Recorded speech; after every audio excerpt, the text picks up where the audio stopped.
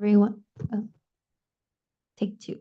Good morning, everyone. Welcome to the regular meeting of the Madera County Board of Supervisors. It's Tuesday, March 11th, 2025. We will call this meeting to order. Are there any additions to the agenda? There are no additions. And County Council, will you read closed session into the record, please? Yes, Madam Chair, members of the board, there's one item for your closed session. That's conference with your labor negotiators under Government Code Section 54957.6. Your agency designated representatives are your Assistant County Administrative Officer, Joel Bouguet, your Director of Human Resources, Shanika Dixon, and your Human Resources Manager, Sabrina Mendez.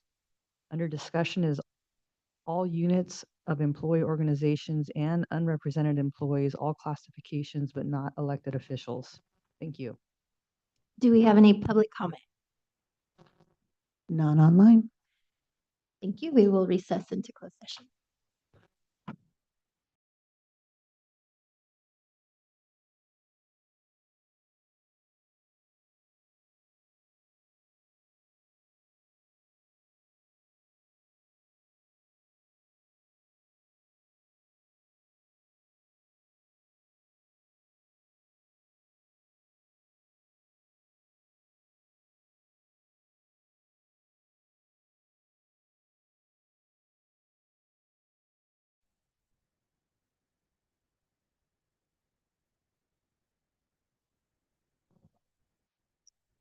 All right, good morning, everyone. Welcome to the regular meeting of the Madera County Board of Supervisors. It is March 11th, 2025. County Council, do we have anything to report out of closed session? Madam Chair, there is no reportable action from closed session. Thank you. At this time, we will open and close in memory of, do any of my colleagues have anyone they would like to open and close? Thank you. And we will have our invocation by Pastor Alex Ortiz of Central Valley Church, and Supervisor Poitras will lead us in the flag salute.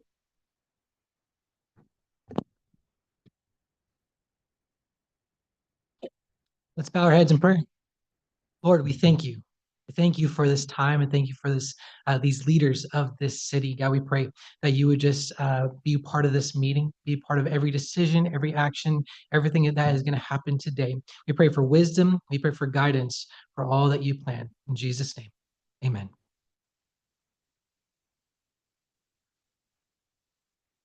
Pledge allegiance to the flag, United States, the republic, visible.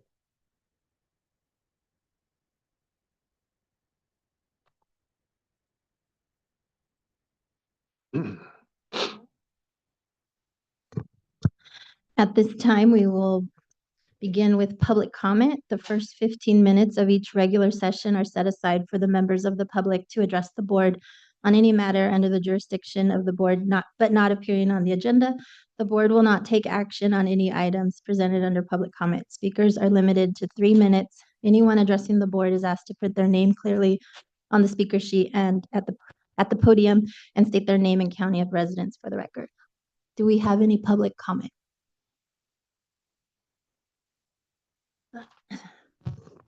Buenos días, Berta.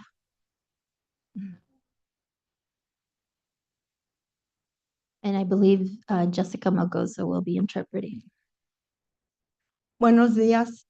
Leti, yo vengo a poner una queja del lugar donde me estoy quedando, porque nos están ocasionando muchos problemas el manager, la segunda manager y uno de los empleados que nos han agredido, dan muy mala comida, me corrieron por 24 horas al noche.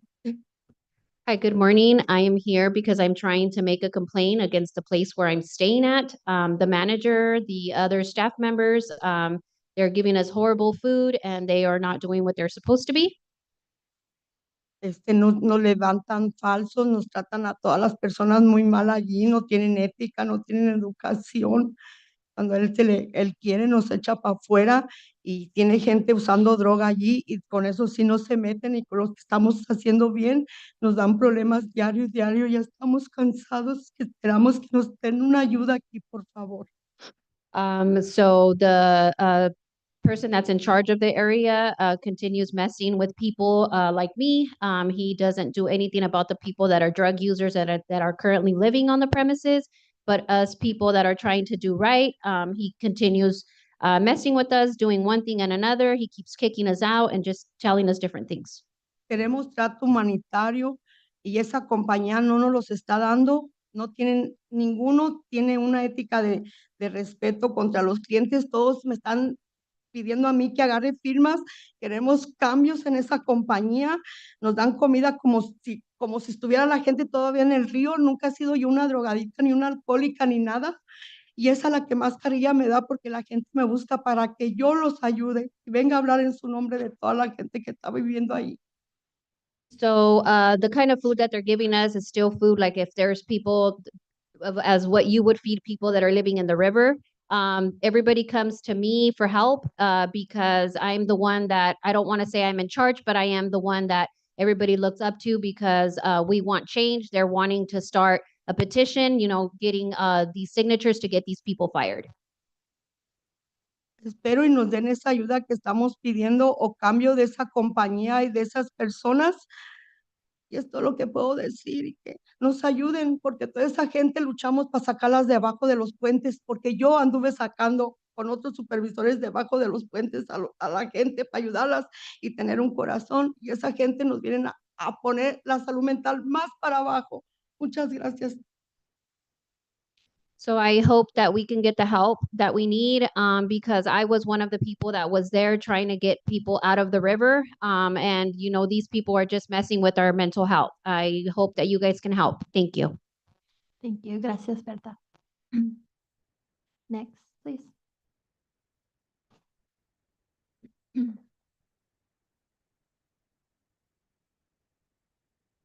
Hey, good morning. I'm going to read this because I don't want to just go off. I don't want to just ramble. So I want to say thank you guys for allowing us to speak this morning. I want to address some critical issues affecting our community.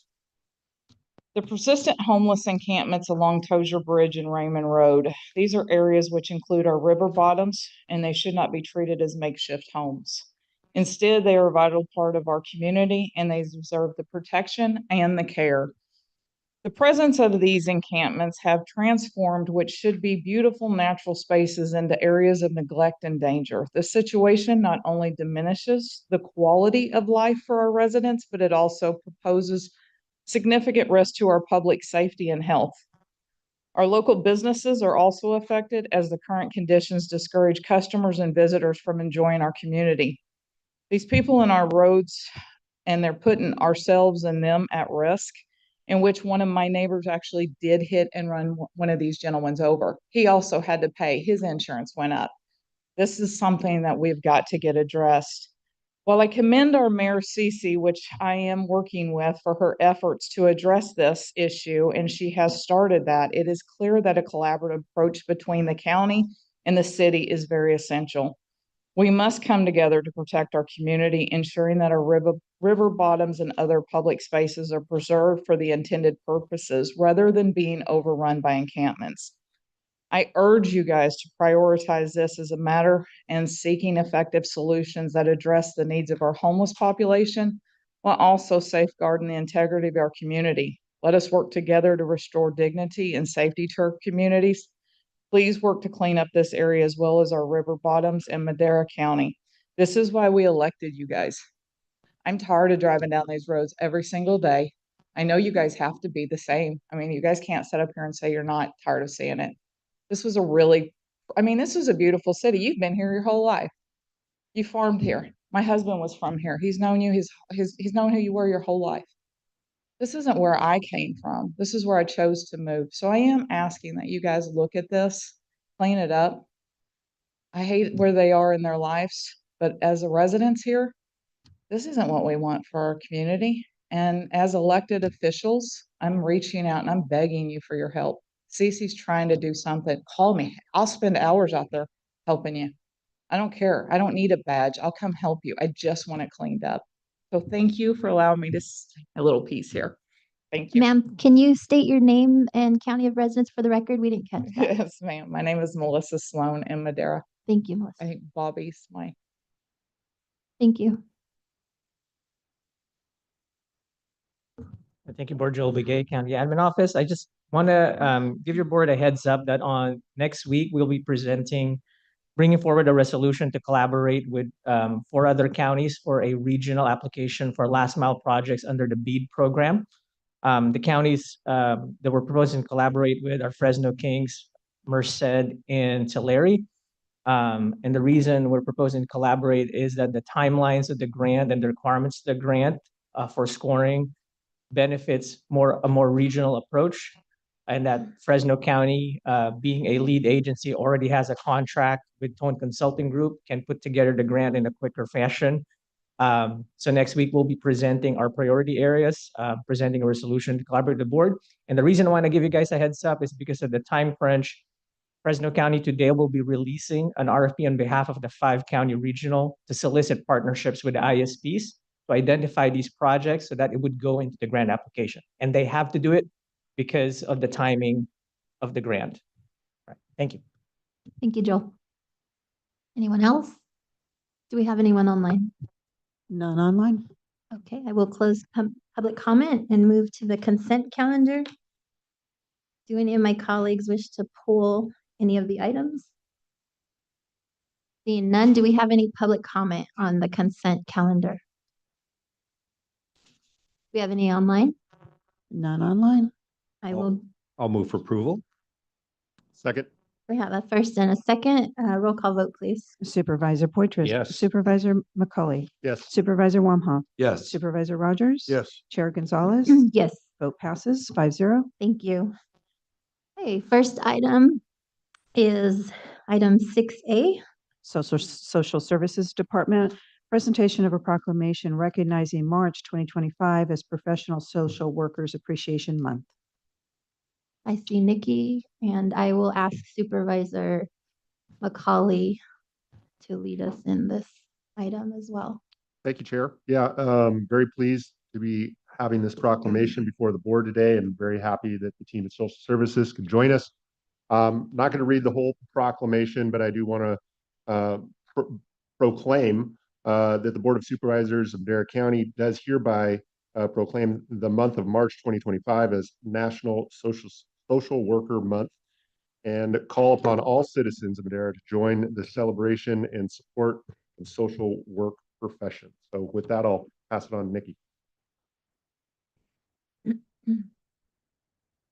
There we go. Okay. Good morning, everyone. Please excuse my voice, it's going in and out. But thank you for having us here. My name is Nikki Matus, and I'm Deputy Director of Social Services for Madera County. I am also a licensed clinical social worker and master social worker who has worked in the field of social work for 18 years. And thank you for taking the time to recognize Social Work Appreciation. I would like to share a note from the National Association of Social Workers before recognizing a couple of our team members. Each day, social workers help millions of Americans navigate life's challenges. Social workers work in many areas of our society, in hospitals, schools, social work agencies, libraries, and hospitals, to name a few. Driven by empathy, social workers use their experience to impact millions in profound ways. Their skills are needed now more than ever. Social workers are on the front lines of critical societal struggles, and that is why the theme for Social Work Month 2025 is Social Work, Compassion, and Action. In a world often fraught by political turmoil and societal upheaval, the theme speaks to the core of our profession, the need to transform compassion into tangible action and produce positive, tangible results. It calls on social workers to not only provide support, but to engage in advocacy, influence policy, and work toward lasting systemic solutions. Social workers play a pivotal role in transforming empathy into effective strategies, and they have shaped our society in a myriad of positive ways. However, this work is complex, and social workers face numerous challenges that can cause stress, fatigue, and even disillusionment. Marrying compassion with action can also apply to self-care. Just as we provide unwavering support to others, we must also nurture our own well-being with the same level of care and commitment. Self-care isn't just a luxury, it's an essential form of action that ensures we can continue to show up for those who depend on us. By prioritizing our own physical, mental, and emotional well-being, We're not only honoring ourselves, but also strengthening our capacity to be present, effective, and compassionate in our work. Being compassionate to self-help fuels the resilience needed to take meaningful action for others. We need to empower social workers to continue doing this vital work. This means supporting policies that enhance workplace conditions. We ask for your support in recognizing the importance of social workers, not only during Social Work Month, but year-round. Together, we can make social workers have resources they need to transform compassion into action and make a real difference in the lives of those we serve, while maintaining a work-life balance that empowers them so they can do the positive work they do. And I have a couple of team members that I invited, but work is a priority, and so I can only have Marisol. So I'm going to say a few words that her team provided about her. Marisol Gutierrez is social worker 4. Her supervisor noted that she has remained one of the valued members of FMFR Team 2 in recent years, since becoming hired after completing her internship here with Madera County Department of Social Services. She has remained an eager and interested learner who upholds the standards and ethics as a social worker and team member. Marisol is one of the team members identified to have the skills and efforts necessary to engage and motivate some of our more challenging cases, including high-risk voluntary cases, children with developmental and medical needs, and large sibling groups. She does the work while also being assigned the special project of being our educational liaison for Madera County Superintendent of Schools, as well as Madera Unified and Chalchilla Elementary School Districts. Marisol has consistently demonstrated the interest and effort necessary to effectively engage and motivate our clients for change, as well as her efforts to support and inspire her peers. Her commitment to the agency and the community is valued and a necessary component to the continued delivery of services and healthy team culture. Hello. Thank you so much for having me this morning. As a Madera County native born and raised, I would like to continue using my own education at a bachelor and master's level to continue helping my community within my role as a social worker now and for many years to come. Thank you. I still wanted to recognize a couple more. Okay. Kimberly Gonzalez is a social worker 3. Her supervisor regards her as an amazing team member within her immediate unit and within the larger FMFR unit. She is passionate about her role as a social worker. She is an active advocate for her families within her caseload and for her unit. Kim recently returned to FMFR after working in our Adult Protective Services unit and has shared that she feels she's exactly where she needs to be. Her passion for the work has positively affected those within her unit and has inspired her families she's worked with. Kim is the lead worker within the unit and has been identified as having the skills to engage and motivate some of our more challenging cases. Her commitment to the agency and the community is valued and essential for her to continue delivery of services. Kim is an appreciated asset to our team and for her drive for the profession is irreplaceable. And the last person I want to recognize is my program manager, Chris Martinez. He's over the family maintenance, family reunification, and planned permanent living arrangement unit, non-minor dependents, and our independent living program for foster youth. He is my direct report, and we work together daily to manage, deliver, and improve the services we provide to Madera County. I wanted to recognize Chris for the amazing support he's provided me during my foundational 16 months of my career with the Madera County Department of Social Services. He has immeasurable knowledge and skills that he has shared with me and his peers without hesitation. He has the true heart of a social worker and is passionate about working for the foster youth of Madera County. He has also mentored 2 of his peers in their roles as interim program managers, often sharing their workload while they are learning their new assignments. Teamwork absolutely makes the dream work, and Chris is a prime example of that. Thank you, Chris, for your dedication to the children and families of Madera County and for being genuinely dedicated, proactive, and supportive of the Department of Social Services team and organization, aligning your actions with the Madera County Department of Social Services shared vision and values. Thank you. Thank you. Do any of my colleagues have any comments? Supervisor Wamha. Yes, I just wanted to say thank you for bringing these folks forward. And it's so important to recognize our employees here in Madera County because, as you know, there's so much important work that goes on, especially in your department, A lot of, these are offsite visits and home visits and in these environments. And it's just important for you to recognize those employees that go above and beyond. And I just wanted to personally say thank you for the work that you're doing.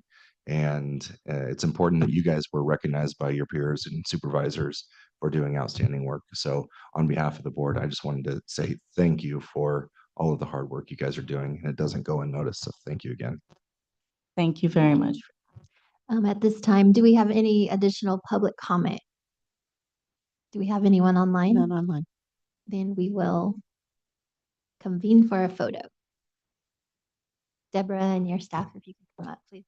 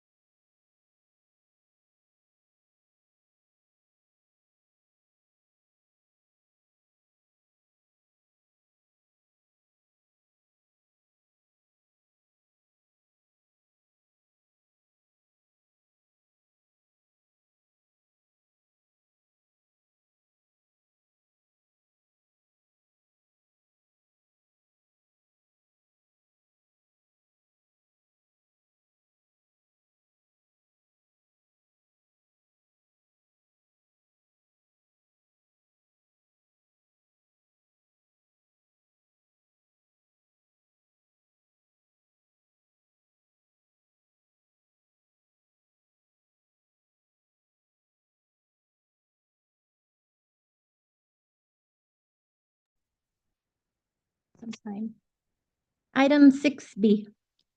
Children and Families Commission, Madera County, first 5, second reading to adopt an ordinance amending Chapter 2.95 of Title II of the Madera County Code pertaining to Children and Families Commission and Trust Fund. This is the second reading. We have the Executive Director, Monica Ramirez, in the audience. If the board has any questions or comments. Seeing none, do we have any public comment on this item? Or Monica, did you want to make any statements? No. No comments online. I will entertain a motion. Move to approve. Second. We have a first and a second roll call vote, please. Supervisor Warmha. Yes. Supervisor Poitras. Yes. Supervisor Rogers. Yes. Supervisor McCauley. Yes. Chair Gonzalez. Yes. Vote passes 5-0. Thank you. Thank you, Monica. Item 6C. Community and Economic Development Department Planning Division, discussion and consideration to amend Chapter 9.58 of Title IX of the Madera County Code pertaining to noise regulation, waive the first reading and set the second reading for March 18, 2025. Good morning, Madam Chair, members of the board, Jamie Bax, Community and Economic Development. I do have a very brief PowerPoint presentation. I did want to introduce Brandon Medellin, Supervising Code Enforcement Officer as well, who has helped in this process. So just a brief overview of our noise complaint statistics and enforcement process. We're happy to answer any questions after the presentation as well. So currently what we're doing is we receive a weekly report from the Sheriff's Office detailing noise complaints. Code enforcement then reviews those reports for locations, individuals contacted, frequency of responses, and previous case history.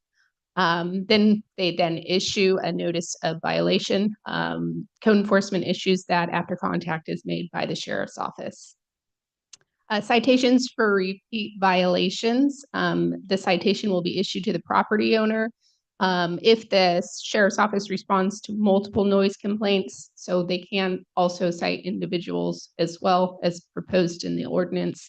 If the property owner fails to pay the citation, a lien will then be recorded on the property. If the lien remains unpaid by August 1st, it will be placed on the property taxes. So just a brief overview of where we've come from 2020 to 2024, probably a lot to do with coming out of the COVID pandemic, a lot more get-togethers, a lot more noise basically being made. But as you can see, a lot more violations over the years. So there have been a significant increase. 2024 has seen the highest number of violations so far. Lien and special assessment cases have increased over time. With that, we're available for any questions. Sheriff's Office is also here to answer any questions as well. Thank you. Do we have any questions from the board? I do. So is this something, and LT, maybe you can speak to this, but is this like a separate citation book that deputies are going to be carrying around that is basically addressed to code enforcement, or how is this in practicality when a deputy goes out to a noise call? I mean, the actual practice of it doesn't change much other than, yes, we will have a specific citation book. And code can speak to it a little bit better than me, but we're in process with all data ticket that will have management, all that, and the administrative appeal hearing. Gotcha. I personally believe it's a more effective solution to what we have in place right now. Is this something that the deputies are still going to be documenting in some sort of synoptical report or notes in the call as far as what happened? Yes, they will issue the citation if it meets the elements of the code, and then we'll detail that in a report, which will be distributed among all the necessary channels. So the report isn't necessarily going to dissuade some deputies from, because a lot of times with noise ordinances, you go tell them to turn it down, right? And a lot of times if there's a report involved, it sometimes the citations don't necessarily happen. So I want to make it as easy for the deputy as possible to make sure that, if they are documenting something, that it doesn't have to be something, lengthy or cumbersome, something that they'll be more incentivized to actually go give these citations versus just tell them to turn it down and not issue the citation because they have to do a report on top of it. And I understand that concern. I think that the new process is streamlined enough that that will not be an issue. That being said, it's also incumbent upon myself as the patrol lieutenant to assure that those types of things are happening on a day-to-day basis. This is a constant issue for us. It's probably one of the biggest quality of life complaints that we get throughout the county. Hence the reason we're all working together to try and come up with a more effective solution to deal with it. Great. Well, hopefully smooth as a needle. I think it will. So thank you. And Brandon, looking good in that suit, brother. Looking good. Quick comment. Very much. Supervisor Rogers. Yes, I'm really appreciative of you bringing this forward. And as the deputy stated, it's one of the biggest issues I get. I get phone calls late at night over this issue because that's when it usually happens. The illegal venues popping up everywhere, people advertising kind of on the QT, throwing these parties and loud music, and it goes on past midnight. It's just unacceptable. It keeps people awake. They can't go to work the next day and feel they can't sleep, so they can't feel rested to go to work. This is just a huge problem in our community, and I think the only solution to it is fining them, and they get the message after they spend enough money, because they're actually charging for this kind of service too. They're charging people a covered charge to come to their event, and it's illegal. They're not doing it properly. They're not being considerate to their neighbors. I think that's the worst part of the whole thing, is they don't care about their neighbors at all, and the quality of life that they're interrupting in that respect. And I wouldn't do that to my neighbors. I've had 2 weddings at my house in 20 plus years, and we quit before 9 o'clock so we didn't keep our neighbors up. So and those were for my kids. so I think it's important to think about your neighbors. Thank you. Yeah, I do think this is going to be something that turns the needle. I do appreciate your comments, though, Supervisor. I think you alluded to, some of these instances are occurring from folks that are operating a special event, or, particularly in my district, short-term rentals. And so for the benefit of the public, I do want folks to know that, this board's not done yet. We will review additional ordinances that will help turn the needle in regards to short-term rentals. That is something that is looming, and I'm looking forward to seeing those come before this board, because I think that will help as well. Thank you. Anyone else? Do we have any public comment on this item? Come on up.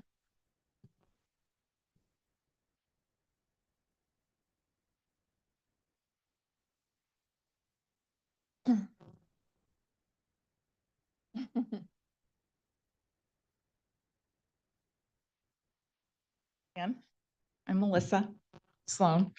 Again, thank you guys. And Brandon has heard from me probably more than anybody. Bobby has heard from me. Melissa and I are very close now.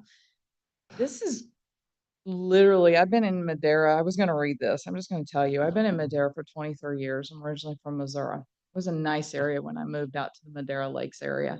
Had great farming, we had all that.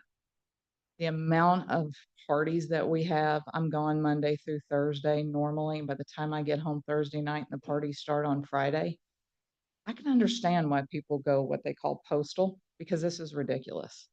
They don't care. And unfortunately, probably all have been at my house. It's kind of a running joke. Yes, I am the Karen in my neighborhood because I work every day. I work long hours on the road. And this isn't how I want to live my life. I'd like to have a nice evening with my husband on the back patio, which I'm sure all of you guys do the same thing with your family.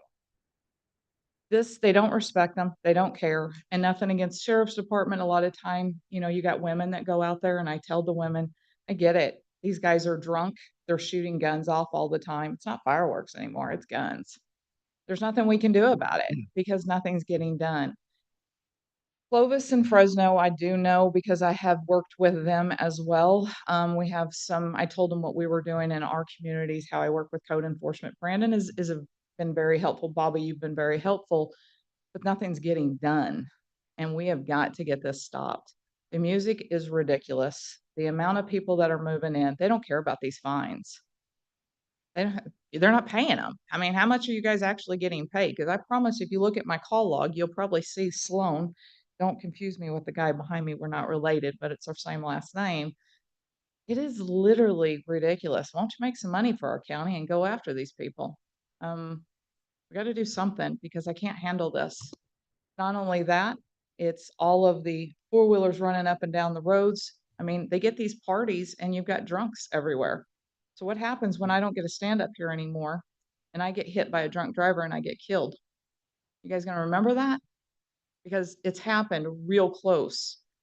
Guys have run out and pulled out in front of us by the stores down there. I mean, come on, please, I am begging you. I've said this is my last time forever, but I am begging you guys to put a stop to this loud music, these parties. Please do something. I'm not going to read this little letter. I'm just going to say I'm begging you for my last. Hopefully this is it and we can do something. So thank you guys. I do appreciate it. And Brandon. Thank you.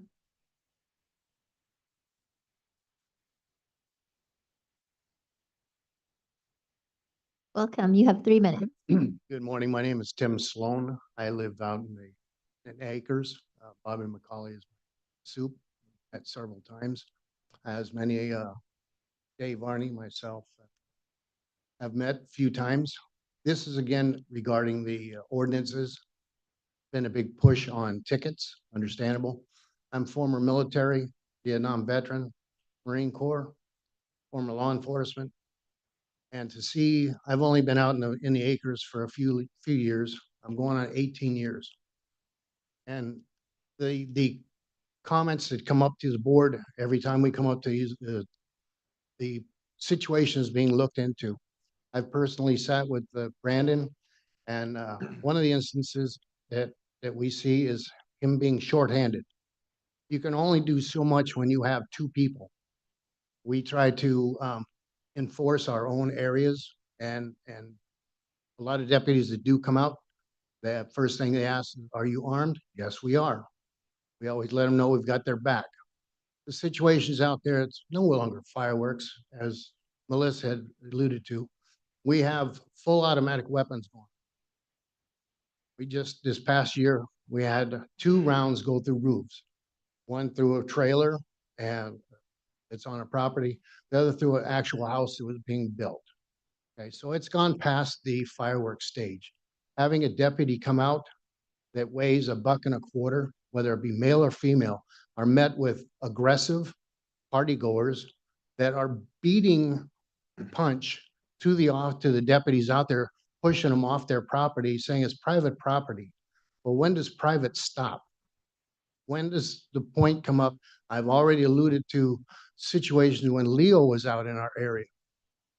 The deputies are set with a strict set of rules that they can't go on the property. And I've let them know, I have no problem getting charged with trespassing. I carry zip ties with me. I will horse tie the guy. I don't care. I will pull him out to the street and call in for an epileptic fit.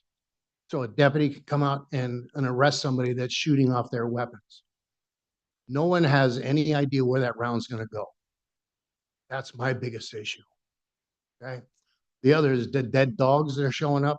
We have everything except horses coming up dead. We've got cattle, sheep, goats, dogs, cats being tossed on the side of the road in the orchards. Ridiculous. Okay, so again, if you give Brandon some help, we don't have to wait on for the deputies that have more important stuff to do. Okay, thank you very much. Thank you. Next, please. You have 3 minutes. Good morning. My name's Ken Sloan. This is kind of a family affair, I guess, but I also live out in the Madera Lakes. And the parties have been going, I've been out there 23 years and had to deal with this forever. And you're correct. They do not care about their neighbors out there. But what I'm wondering is after the sheriffs leave and they turn it down, once they're gone, they turn it back up. I just wonder why you can't find the bands they have also. Because once they realize that they're going to get a ticket and a fine for playing out there, maybe they'll stop coming. I don't know what else to do but ask for your help. You know, I mean, it's so many things that go on, and they do, once they do get to drinking and getting on their side-by-sides, running around, shooting guns. I've had them go down the road on a side-by-side, shooting a pistol off in the air with music blaring from their side-by-side. So I don't know what else can be done. Are we going to wait till somebody does get killed out there from one of these guys? Or you hit one of them? And I've had them pull out in front of me many a times, leaving the parties. And I've seen them have these parties out there that they're charging people, have pylons set up in the middle of the road, parking next door to their place that's an empty lot. And I've seen 40, 50 cars parked out there. And that's what they're doing, is renting it out for wedding parties and whatever they have. But I would certainly appreciate to get a little help from everybody to put an end to this stuff out there. Thank you. Thank you. Do we have anyone else? Do we have any comments online? None online. I will bring it back to the board or staff. Do you have any final?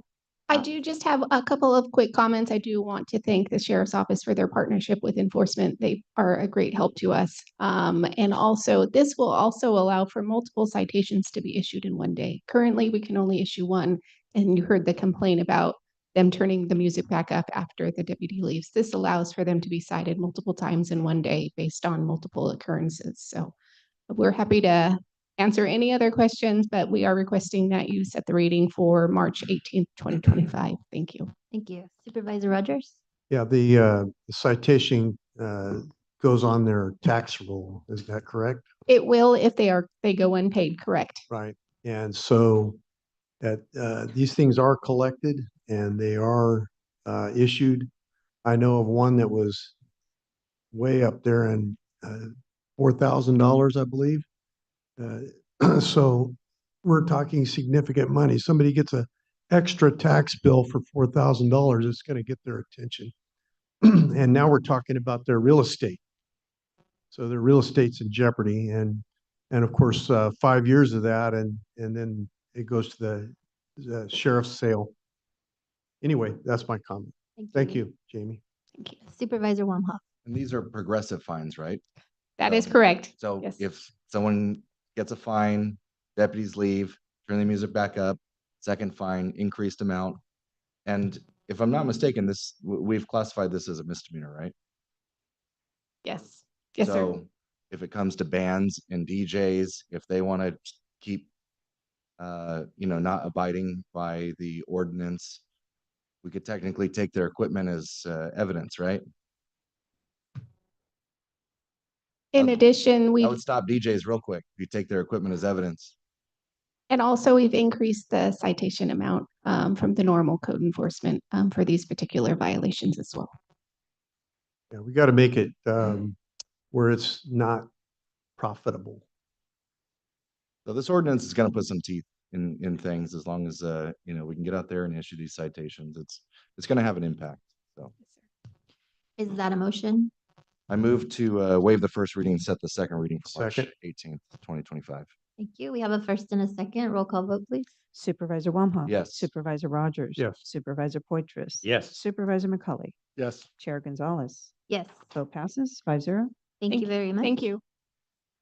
It is 10:30. We will go into our public, it's past 10:30. We'll go into our public hearings. Item 7A. Public Works Department Engineering Services Division, State Route 41 South Expressway Project. Consideration to adopt a resolution determining that the public interest and necessity requires acquisition of real property for public purposes and authorizing proceedings in eminent domain. Authorize county council to prepare and prosecute and retain counsel to prepare and prosecute in the name of the County of Madera, the condemnation court proceedings that will follow. Approve any other actions necessary to accomplish the acquisitions of the right-of-way. Thank you, Matt. Thank you, Chair. Matt Treberg, Chief of Development Services. So the item before you is a request to adopt a resolution of necessity and commence eminent domain proceedings on 15 property owners out there as part of our 41 Expressway project. I want to be clear for the public and the board. Every one of those property owners as a part of this action has received an offer based on a fair market appraised value. We have been in constant communication with those property owners. We don't anticipate, in fact, as early as about an hour and a half ago, we got a signed agreement from one of these property owners.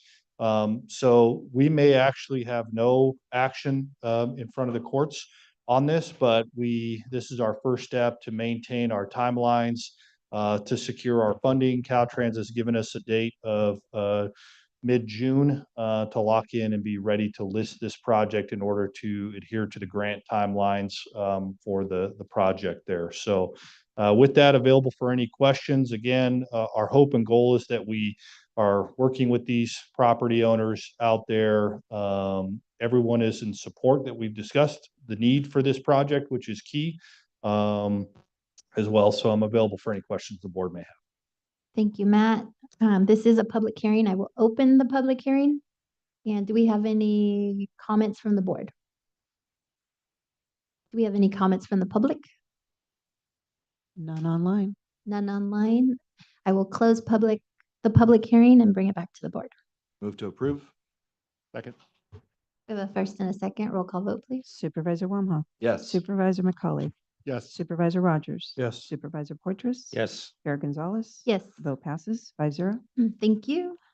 In the interest of their time, I'm gonna call 6H so that we can get the sheriffs and fire back to the real work. Sheriff's Coroner's Office, introduction of an ordinance amending Chapter 9.36 of Title 9 of the Madera County Code pertaining to fireworks. Waive the first reading and set the second reading for March 18th, 2025. Morning. Hit the Go button ahead there. and push your mic button there. Sorry. I'm Lieutenant Ryan Vidigan with the Sheriff's Office. Sheriff Pogue was unable to attend today, so he asked me to present this matter on his behalf. We are requesting that your board consider adopting an ordinance amending Chapter 9.36 of Title, which pertains to fireworks regulations in Madera County. This proposed ordinance establishes clear and comprehensive guidelines governing the sale, possession, and use of fireworks, ensuring greater public safety and consistency in enforcement. One of the key issues with the current ordinance is that law enforcement must witness an individual actively discharging dangerous fireworks in order to issue a citation. This requirement has significantly significantly limited enforcement efforts. The proposed ordinance addresses this by allowing authorities to hold property owners accountable if they allow violations to occur or continue on their property. This change strengthens enforcement, promotes compliance, and enhances public safety. We collaborated with key stakeholders during the development of this ordinance, including community and economic development, CAL FIRE, the Chowchilla and Madera Police Departments, and the District Attorney's Office. Each agency was provided the ordinance and given the opportunity to review and provide feedback. Our goal is to establish a uniform approach across jurisdictions, ensuring consistency in enforcement and public expectations. Ideally, the cities of Chowchilla and Madera will adopt similar ordinances, making enforcement efforts seamless throughout the county. Fire history has demonstrated the urgent need for these reforms. In Madera County, illegal fireworks have caused homes to burn down and sparked numerous local fires. The recent devastating wildfires in Los Angeles further highlight the risks posed by fireworks, especially in dry conditions. Each year, we see an increase in illegal fireworks, often launched with complete disregard for existing laws and regulations. This ordinance is a proactive step to reduce fire hazards, enhance enforcement, and better protect our community. By adopting this ordinance, the county will establish a clear and effective approach to fireworks regulation, providing residents and businesses with well-defined expectations while ensuring a safer environment for all. I appreciate your time and consideration, and Lieutenant Rob Lim and I are here and available to answer any questions you may have. Thank you, Lieutenant. Appreciate the presentation. Do we have any questions from the board? None. One question I have is hopeful for the public's benefit, you might be able to expand upon the ordinance and how it affects, I guess, like a permitted fireworks show you might see up at Bass Lake. Are the chamber, are they still going to be able to participate in those sorts of activities, or how does this work? Yes, thank you, Supervisor McCauley, for that question. There's no change in that. So there's going to be a permitting process, and then they'll still be able to have a fireworks show, that sort of thing, just like before with the old ordinance. Thank you. Yeah, can you explain the major difference with this ordinance and how the changes are essentially manifested in terms of enforcement? Because enforcement was really the key problem before, because you have to tie one person individually to lighting off a particular firework in order to give them a citation. And so it's my understanding that this is tied to the property owner where it's taking place. Is it similar to like a noise ordinance where we can go back and issue multiple fines in the same day, or how does this work? So yeah, so just like you explained, the way it was before, and current California law, if no one sees who's actually firing off a dangerous fireworks, when the deputies show up, it's really hard to prosecute that person because you have to have witnesses. A lot of times you'll go to the house, no one will say anything. They will say that they don't know who lit the firework off. But with this new ordinance, it allows us to hold that homeowner, property owner, accountable for those violations. So when we go out there, we can actually cite that property owner and have an administrative penalty rather than a criminal penalty to affect, to be able to allow this to stop occurring. Because just like the noise disturbance, this is another major quality of life crime that our community has to deal with every year at New Year's Eve, 4th of July. So it's something that gives us another tool to be able to hold these people accountable and to eliminate these types of crimes from occurring. Thank you. Anyone else? Do we have any public comment? None online. See a couple of people coming up. Come on up, state your name, please. And you have 3 minutes. My name is Roger Knotts. I've operated a fireworks stand at Parkwood Center for 13 years. And I concur with the changes in the ordinance, especially the strengthening of enforcement. as a fireworks operator, our sales, we can't compete with illegals. I mean, it's a demand issue. They want stuff goes up in the air, and you're trying to sell safe and sane. You got to struggle. Fireworks sales have plummeted. The Parkwood Center, it's an underserved area down there. I've operated in it, tried to incorporate the community, and over time, I've been successful and been able to reach out to wider market. It's not about for profit or for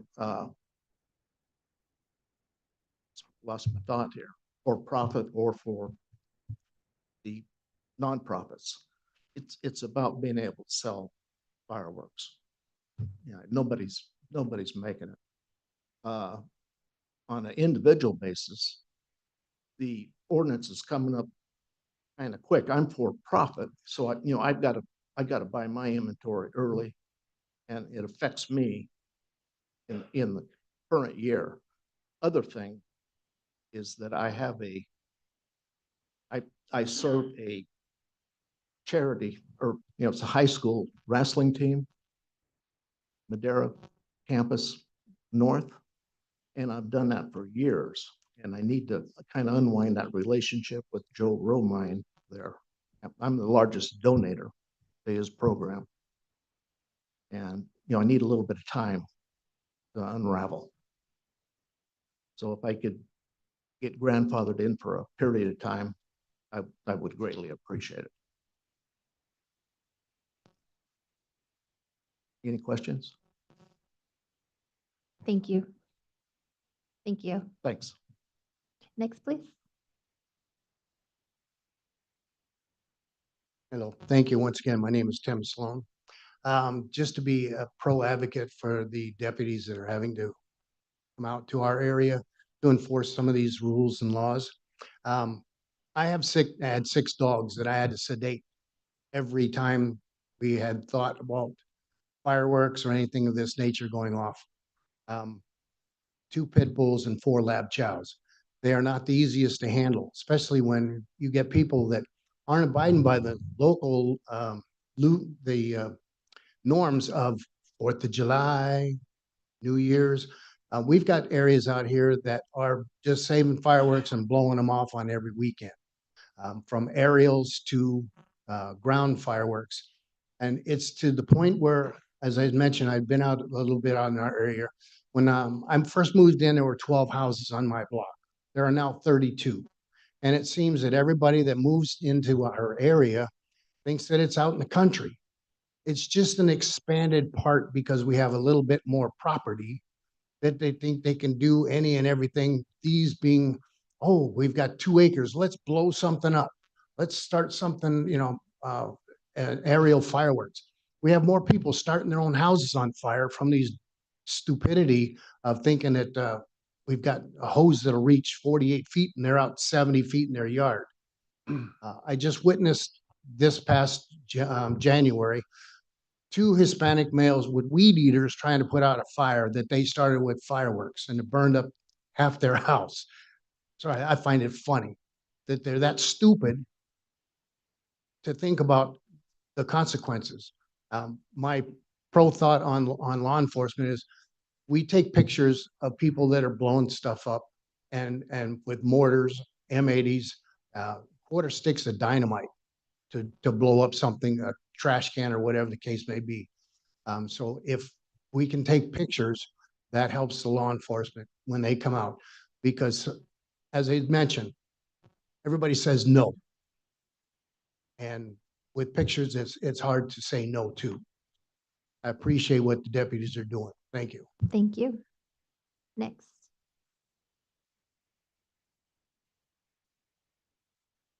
Morning, Madam Chairman, Supervisors. My name is Louis Linney. I'm a Vice President with TNT Fireworks. We are the largest distributor of consumer fireworks, not only here in Madera County, but in the state of California. I appreciate the the effort that the deputies and the board are putting into this.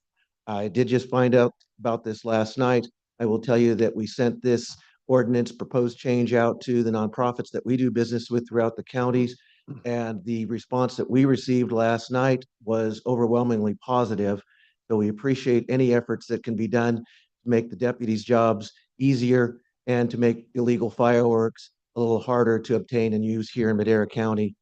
I do have a few questions about the ordinance and reading through it briefly last night.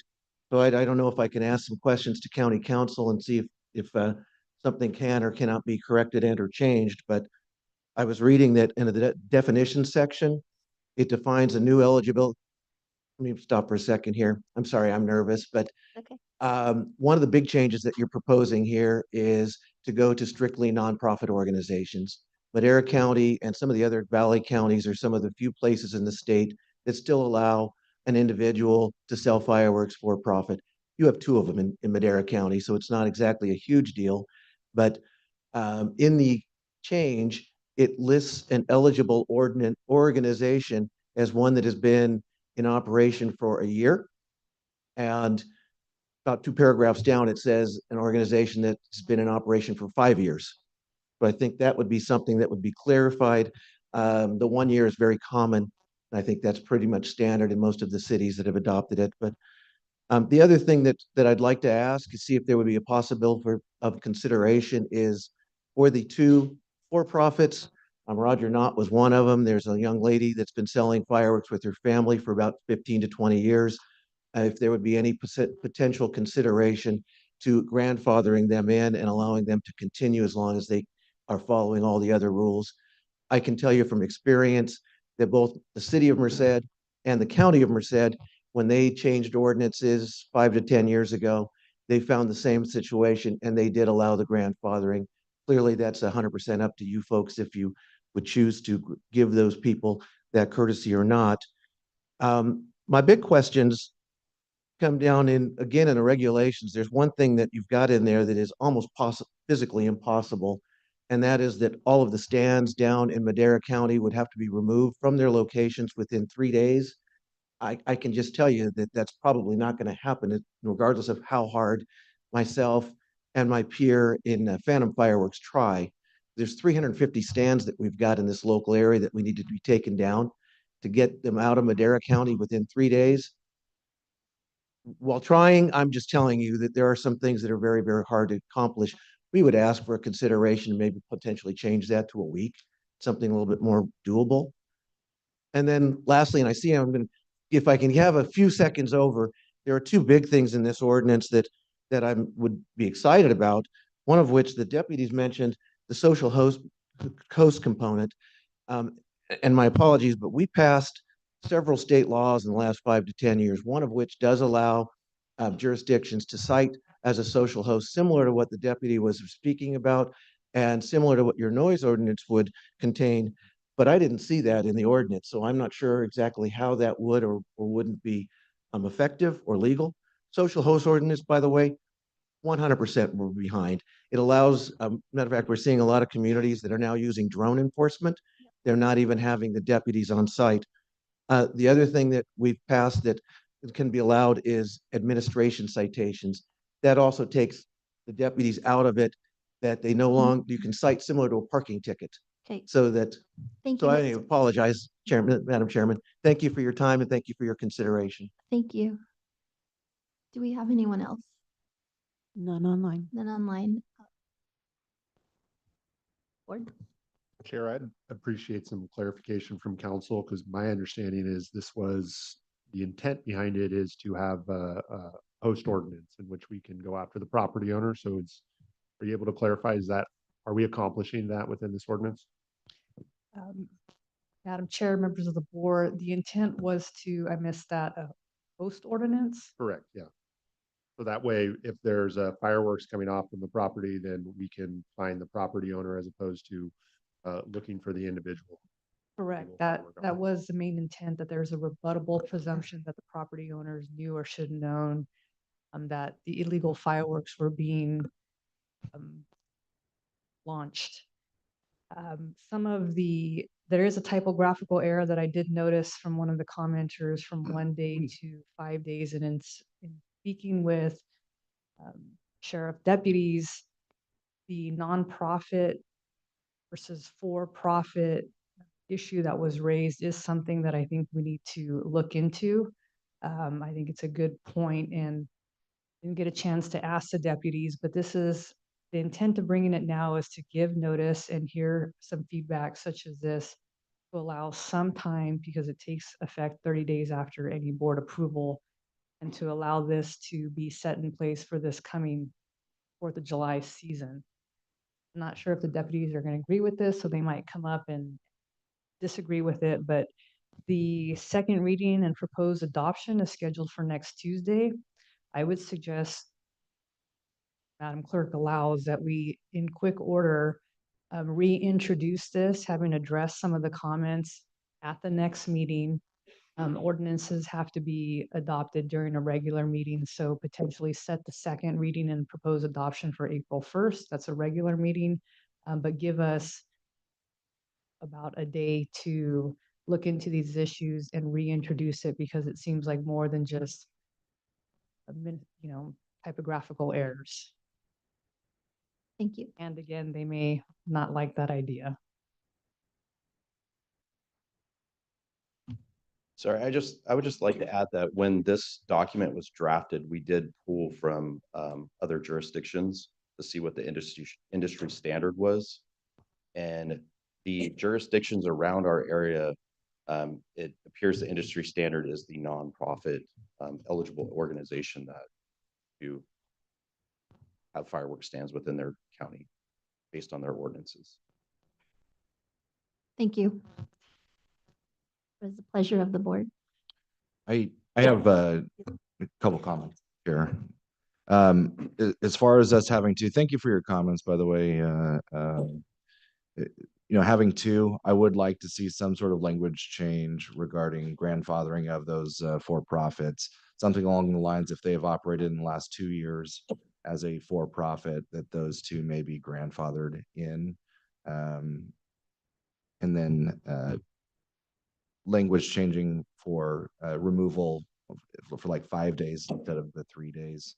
I think something like that, because we don't want these things up long before and long after, but I think 5 days is something a little more amenable for removal of those locations.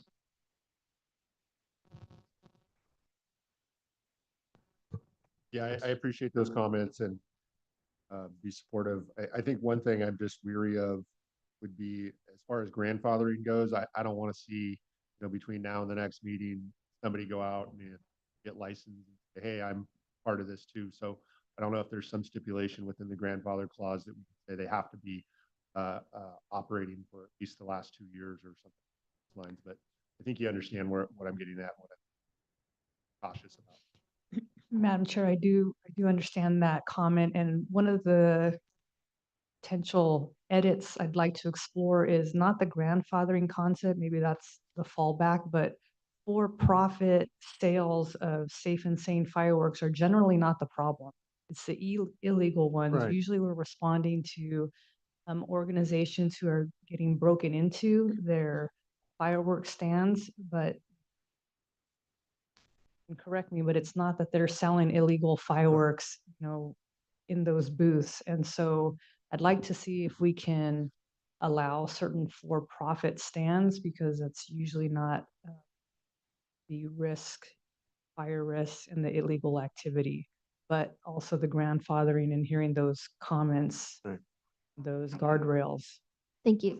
Supervisor Rogers. Yeah, I concur with my colleagues' comments, and just to add that fireworks are an American tradition, and we're not trying to stifle that at all. But when you're sitting in your house and somebody lights off a mortar that you weren't expecting, and it rattles your windows to the point of nearly breaking them.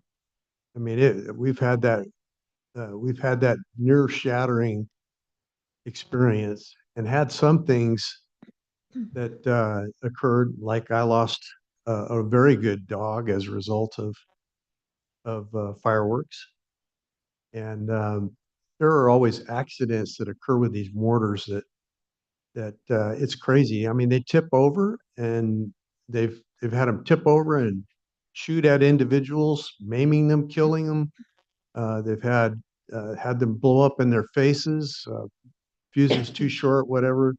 You know, I mean, there's all kinds of things that happen. Fires set off. They land in the wrong spots and create fires. It's just unfortunate. And people, you know, their desire to have fun gets ahead of their better sense, I think, in these cases. And that's where we have to have the common sense to say, let's keep it safe and keep it sane and keep it where kids aren't going to get hurt, where circumstances are not going to have to involve law enforcement. So thank you. Thank you for your comments. What is the pleasure of the board? I think we're going to table the item. Is that what we're going to do? Table it for further revisions and Continue the item. Do we need a vote on that, Regina? I've got the direction. You don't need to vote. The action that's on the item is not approved, and so I think we're good. Yeah, thank you. Thank you very much. Thank you. Okay, we will move back to item 6D. County Administration Department, Behavioral Health Services Department. Update on the progress of Behavioral Health Crisis Stabilization and Sobering Center Project. Good morning, Madam Chair, members of the board, Joel Begay, County Administrative Office. With me today is Jorge Mendoza, Project Manager for the CSU and Sobering Center Project. Today, we'd like to give you an update on the progress. We are here just to let you know that the project started January 24, 2023. That's when the county submitted application for the Round 5 Behavioral Health Continuum and Infrastructure Program, or BCHIP for short. On July 27, 2023, Madera County was conditionally awarded $24.9 million in BCHIP funds.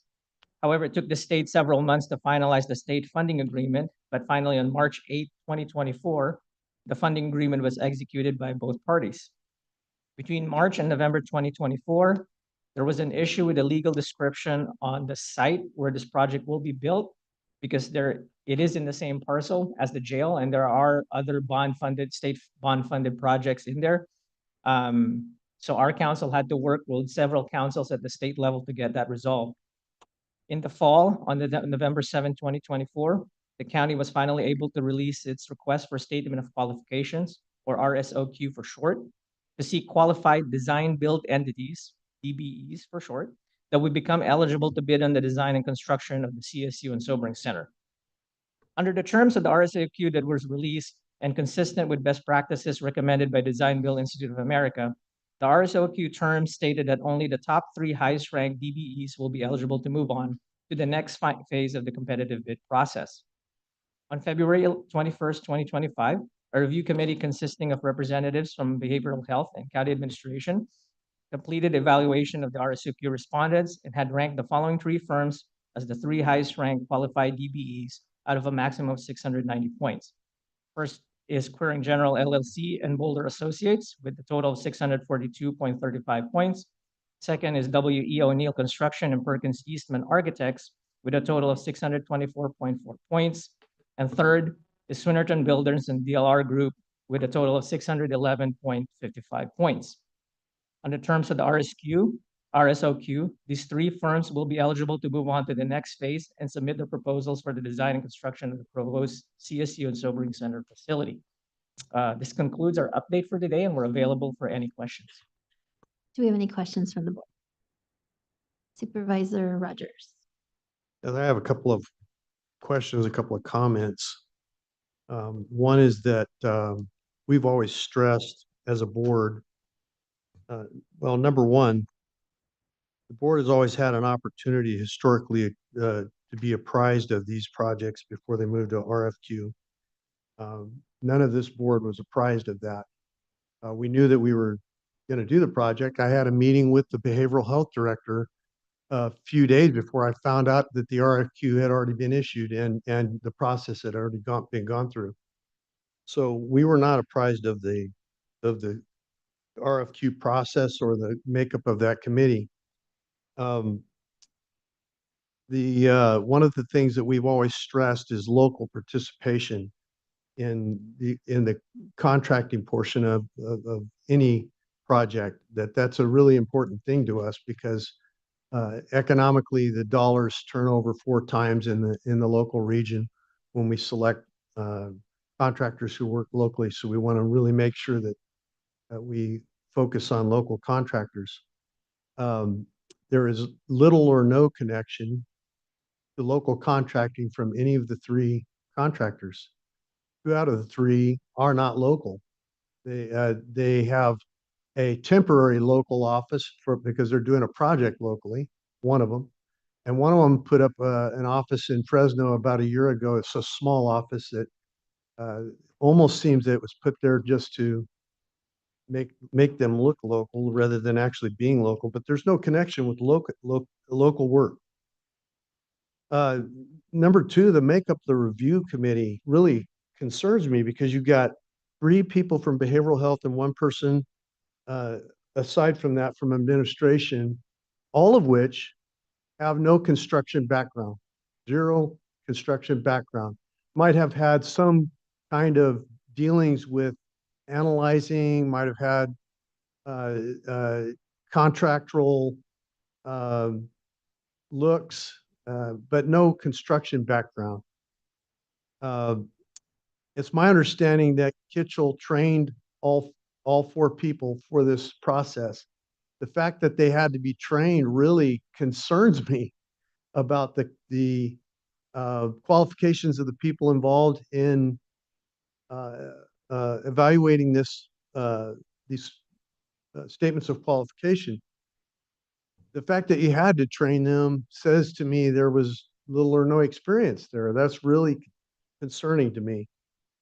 In point of fact, I don't know that the statements of qualification were reviewed or scored correctly.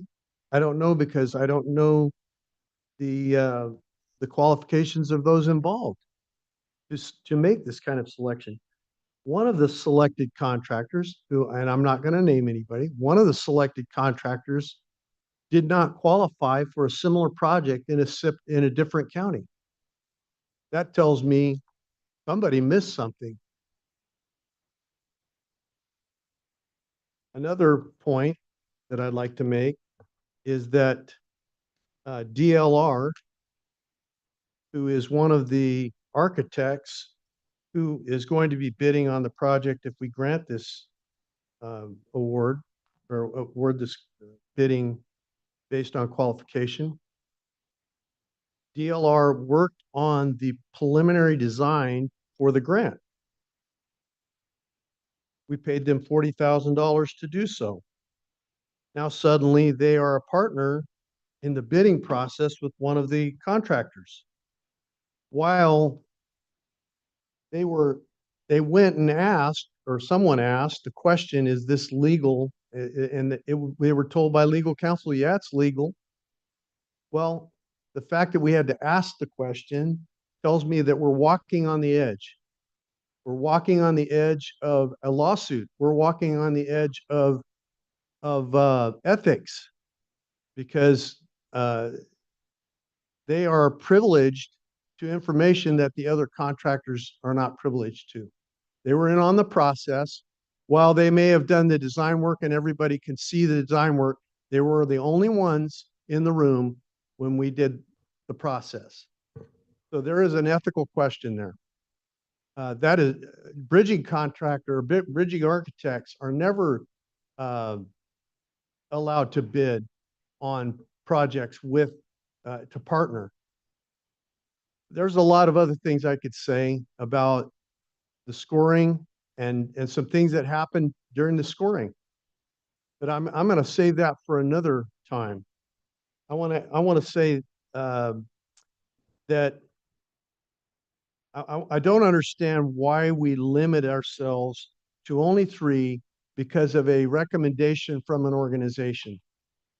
We limit ourselves to 3. We limit the bids, the number of bids we're limiting opportunity to get a better price. I think if we have 4 contractors that are within scoring range, it would be better. Or 5, I don't care. It's a little bit more work to score those bids and look at those bids, but I believe that the more bids, the more opportunity for a better price for the county.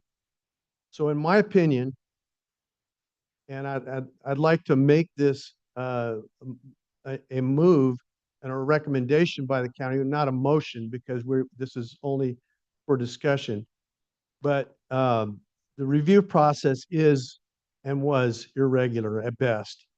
And I want it pulled and to put some construction facilities people on the committee to select. And then let's add the input of the occupant, which is us, the behavioral health department, for the design build portion, not for the selection, because they are not qualified to select a contractor for a project. If you've got to train the people, you've gone a bridge too far, in my opinion. They've gone a bridge too far. Thank you, Supervisor. Anyone else? Madam Chair, may I ask to respond to some points after the board has made the comments? Absolutely. Supervisor Wamhoff. Yeah, to Supervisor Rogers' point regarding the selection committee, is it a standard practice to have people with no construction experience rating the contractors or having the end user be a part of that? I understand them being part of the design process, but as far as the construction process, is that a normal practice that we have in this county? So we can only speak to the former design builds that we've done so far. So the most recent design build that we've done is the Justice Center. The makeup of the selection committee there is the DA, the assistant DA, the chief probation officer, and the assistant probation officer.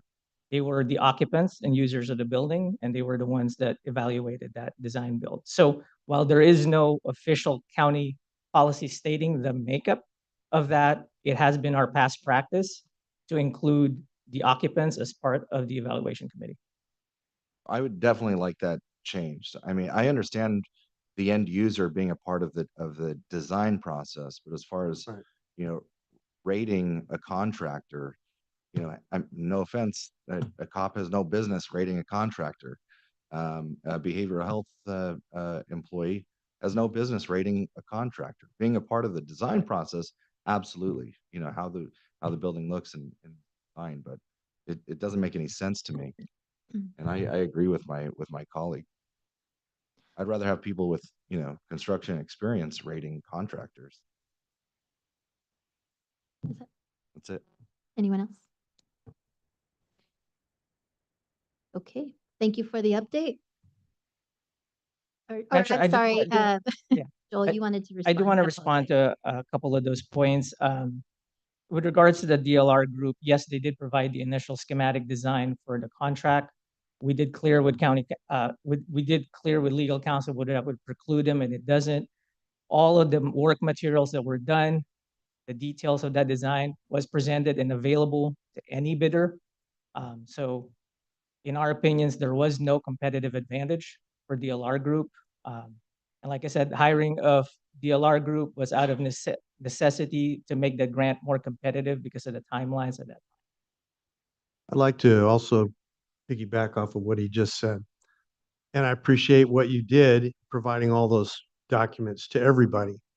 But there's no advantage like being in on the discussions, by like sitting down with, as it's occurring, with the occupant of the building and going through all of the process. And to me, it's about making a choice. If DLR didn't want to bid on the project, but wanted to be the bridging contractor, that's fine and dandy. I think from this point on, in my opinion, and I'm gonna insist on this, by the way, as a member of this board and a member who has responsibility for the funds of this county, that in the future, the bridging architect, as it would be called, he basically served as a bridging architect. You may not look at it that way, but by definition, it falls into that. And you can shake your head all you want. I've done this for many more years than you have, 50. But I can tell you it's an advantage, and I think it's unethical, and you make choices. If you don't want to bid on the project, you can be the architect.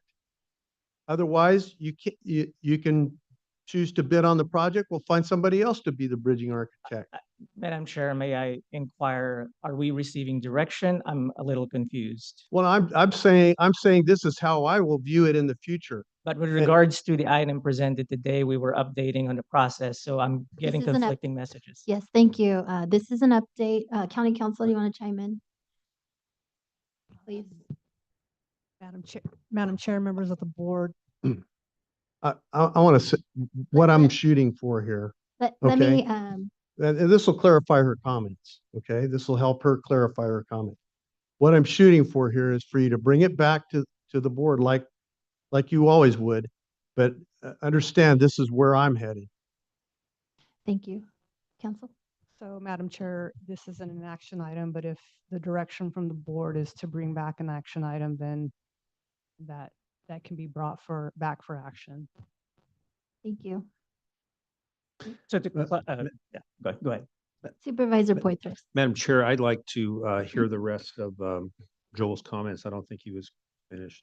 Yeah, I think at this point, I would just clarify the direction on to bring back, because I heard two things. One is that the makeup of the committee needs to be with construction background folks. That's duly noted.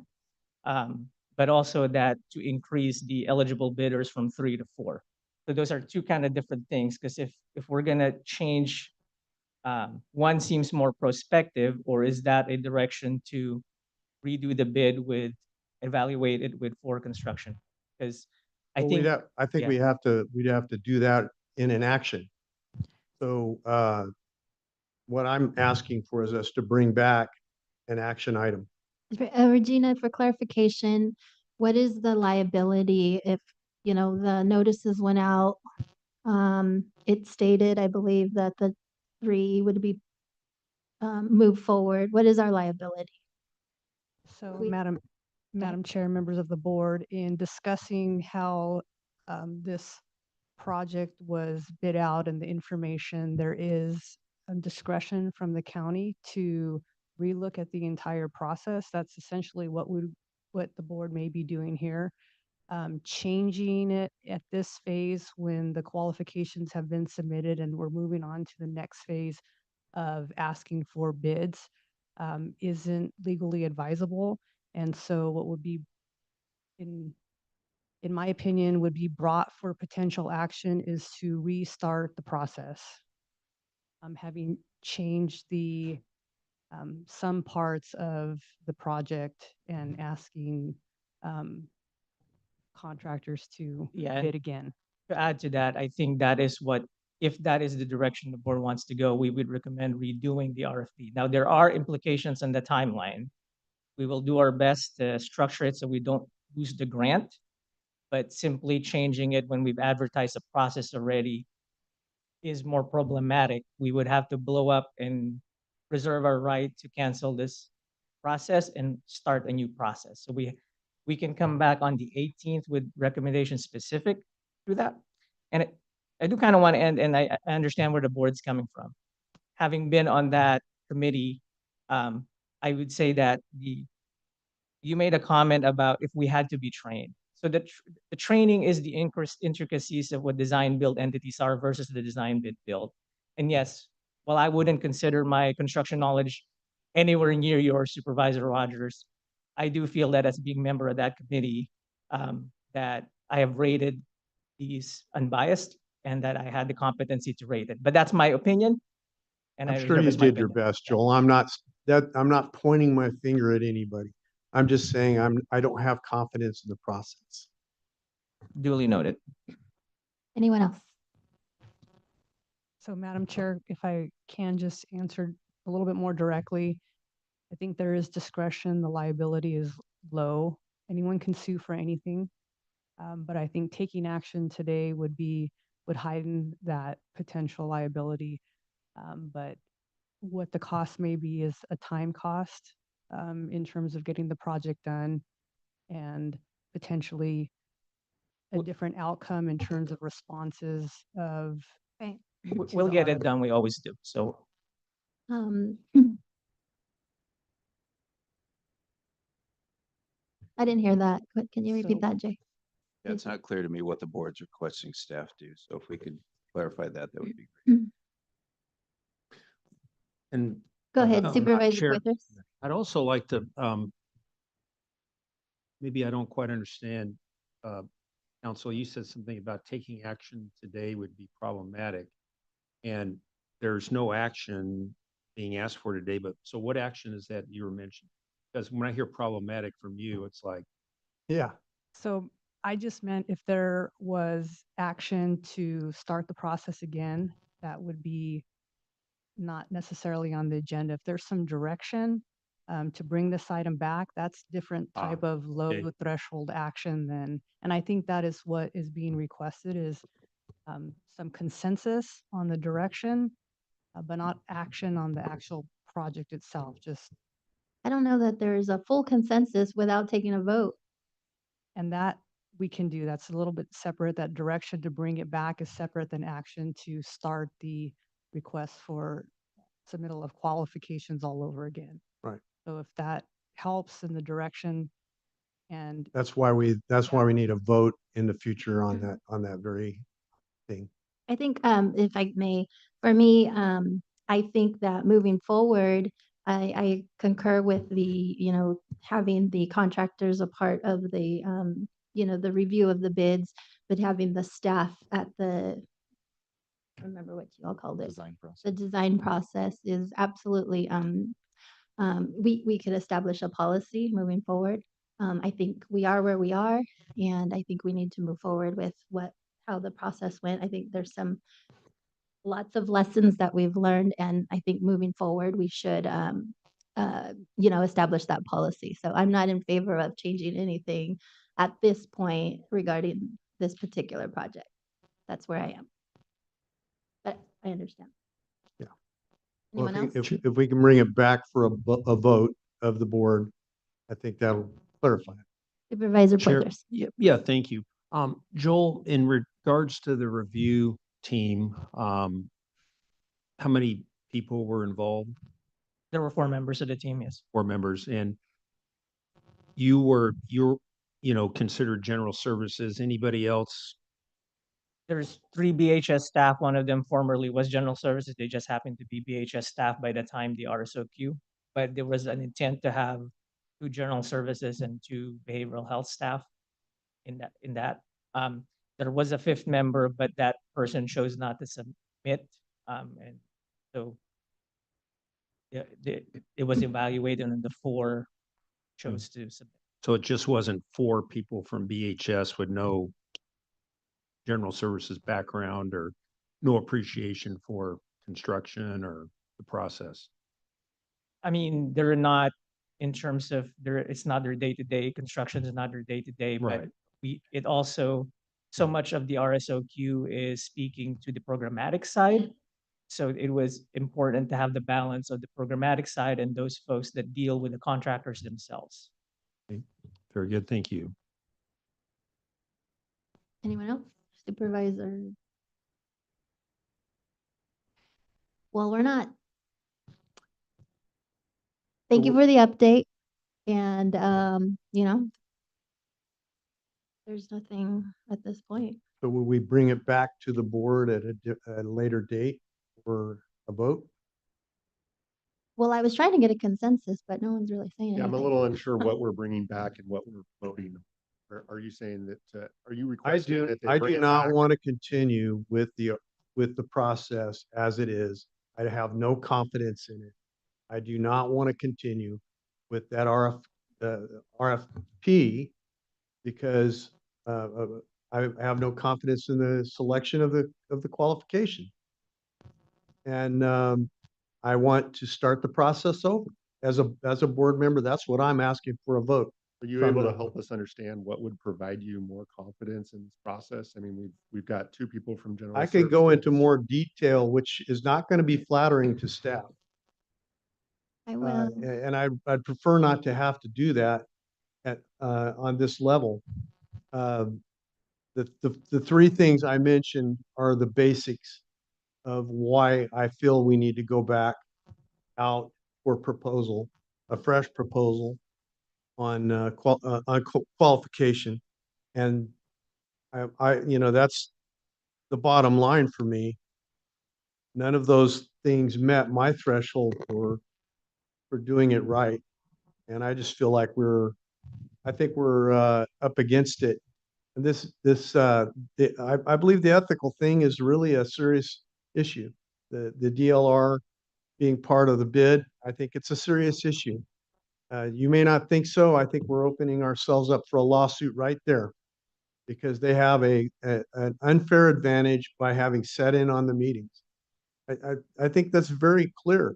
You wouldn't allow a bridging architect to bid on a project. That's very uncommon. Am I right about that? And I'll defer to Jorge. I don't think it's correct to characterize DLR as a bridging architect, given that they But did. they've essentially served as that. Yeah, so Jorge Mendoza, Senior Project Manager with Kitchell. What they prepare were drawings and programs that were required for the grant. It is not a full bridging document, specifications or drawings. So they are not a bridging document. We did not contract for a bridging document services. It was Very preparation. similar though. It was preparation for SD level drawings, very few that are required for the grant application, which ultimately did increase our chances and ultimately got us a $25 million grant. I don't disagree with that. That is what it is. I don't disagree with that. Got it. So I just feel it gives them an unfair advantage. So all documentation that they prepare was part of the RSOQ, was published with the RSOQ, including CAD drawings. So in case that the DBEs wanted to not have to spend time in redoing them, those were made available to them if they chose to ask for them.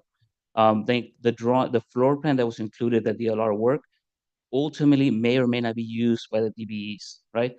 The DBE process is a design build process. So each DBE has the leniency or the freedom to provide something different. So when we move to the next process, DBE one may prepare a different floor plan that may not coincide with DLR, right? So they know the spaces that are included in there, but the floor plan that they may propose may be different and most likely will be different.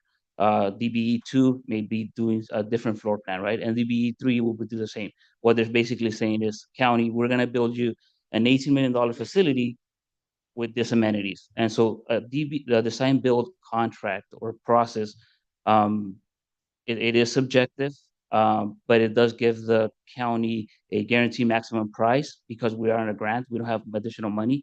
So with the grant, that's the reason we went with the design build project. A process is because we had limited grants. The county was not going to be spending more.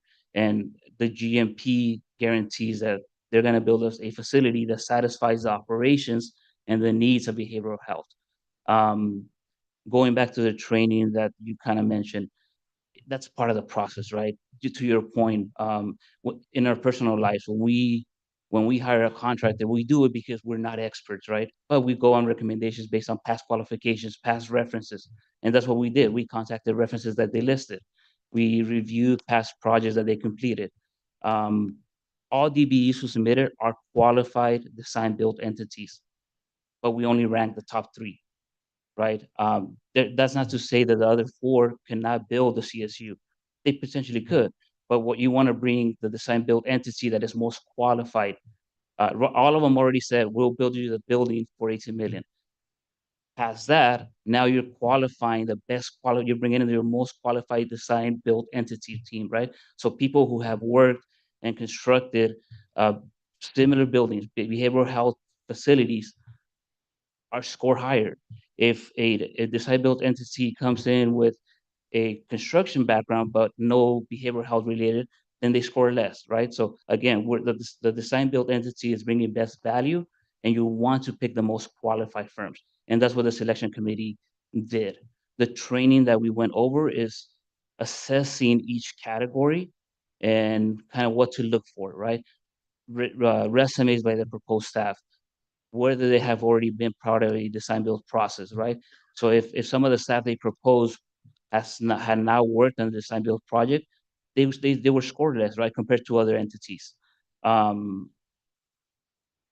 else? So as far as the process, let me just, since I've been here, the county, I mean, tell me how many times the county has found themselves in legal matters with any contractor regarding the procurement process or during construction? None. That's my job, right? That's my job to keep you guys out of that.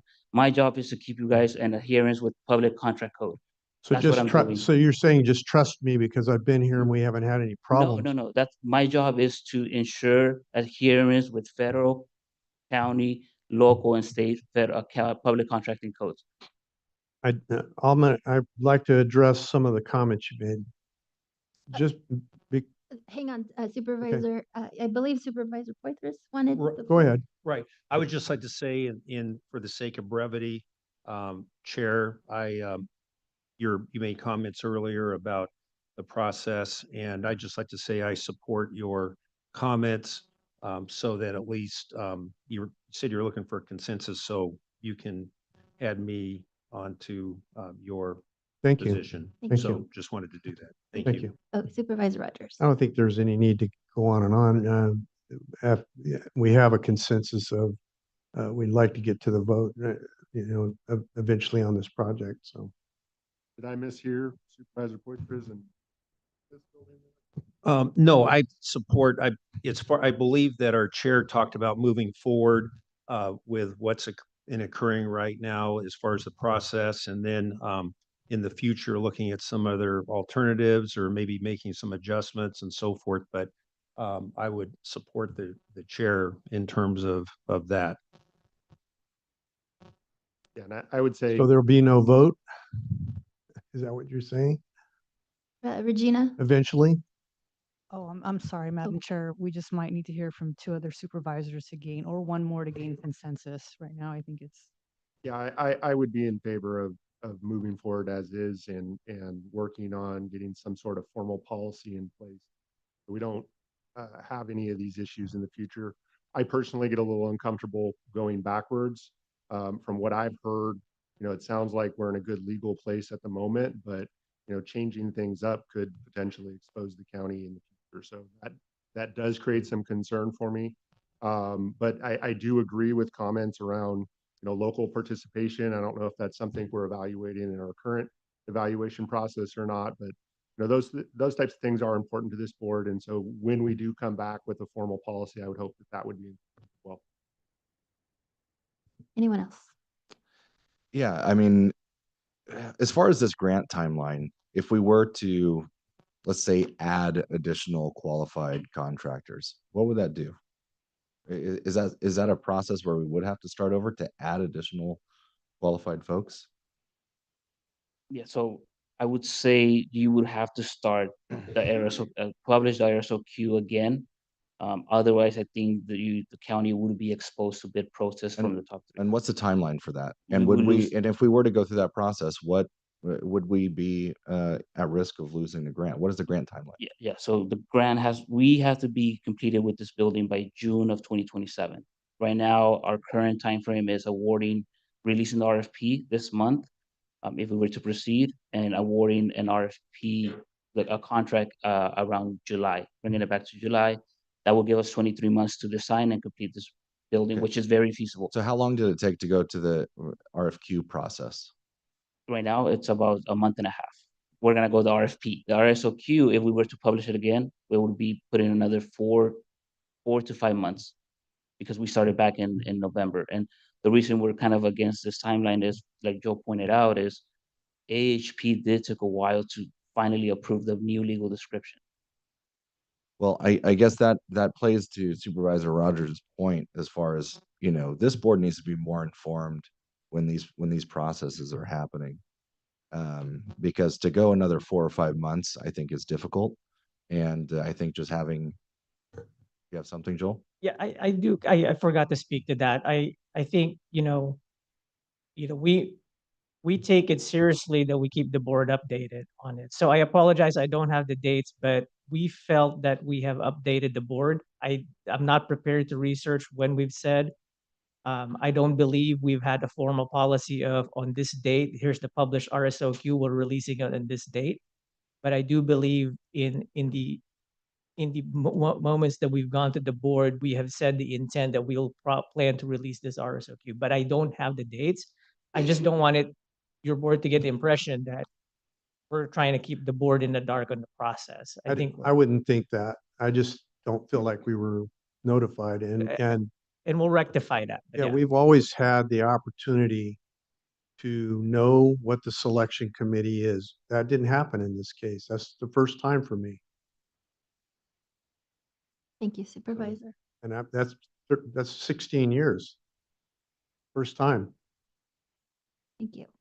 County Council, any final comments before we move? Yes, Madam Chair, members of the board, I'd just like to clarify that I believe the consensus is to not bring an item back to next meeting or the following one, to move forward now that the request for statement of qualifications process on this project is complete, for staff to move forward in the next month or two with requesting bids on the project, and that would come back to the board with a recommendation to award the project and move forward and continue to move forward. So did I summarize that consensus accurately? Yes. Thank you very Thank you, much. Madam Chair. thank you. Thank you. Thank you all. Item 6E. County Administration Department, discussion and consideration to approve participation in the four-county response to Secretary Wade Crowfoot's and Secretary Karen Ross's letter of January 24th, 2025 regarding support for the Sierra San Joaquin Job Initiative. Good afternoon, almost, Chair and members of the board. Item in front of you is requesting participation to participate in a four-county response to Secretary Crowfoot's and Secretary Ross's letter dated January 24th, 2025. Both of these letters grew out of what originally started back in the fall of 2022 as the SURF, Community Economic Resiliency Fund, which was funded by the California Jobs First Initiative. If you recall, the state was split into 13 areas. Our area is a four-county region: Madera, Fresno, Tulare, Kings. And then each region had a convener appointed by the state. In our case, it's the Central Valley Community Foundation. Then each county had a convener over them, and ours was the United Way of Fresno Madera. So as we move forward through the projects, this particular one, if you'll recall, on the 2nd of July, we brought a letter asking to have particular language put into the budget trailer bill. That letter is attached to your packet.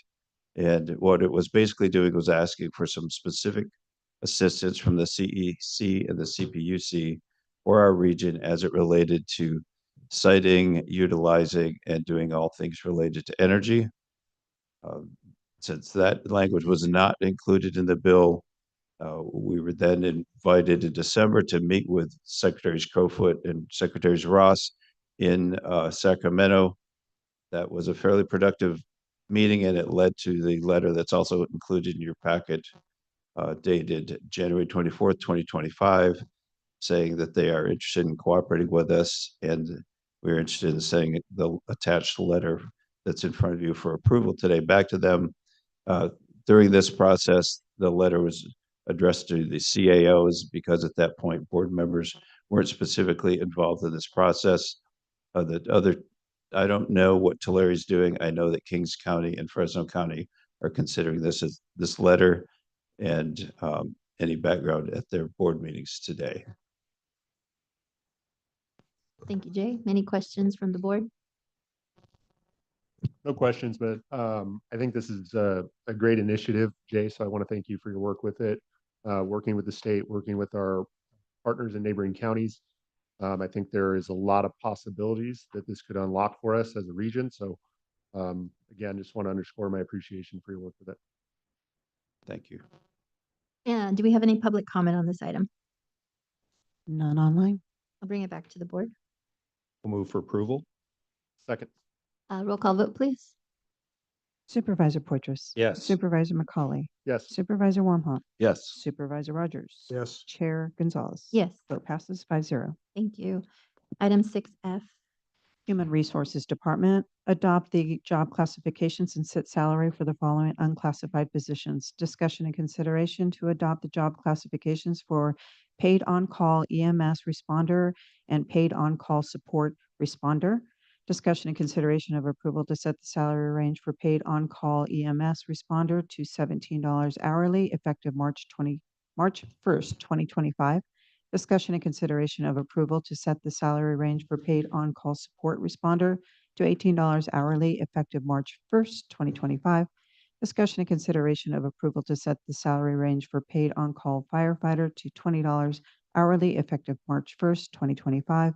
Discussion and consideration of approval to set the salary range for paid on-call driver operator to $22 hourly effective March 1st, 2025. Yes, good morning, Madam Chair, members of the board, Sabrina Mendez, Department of Human Resources.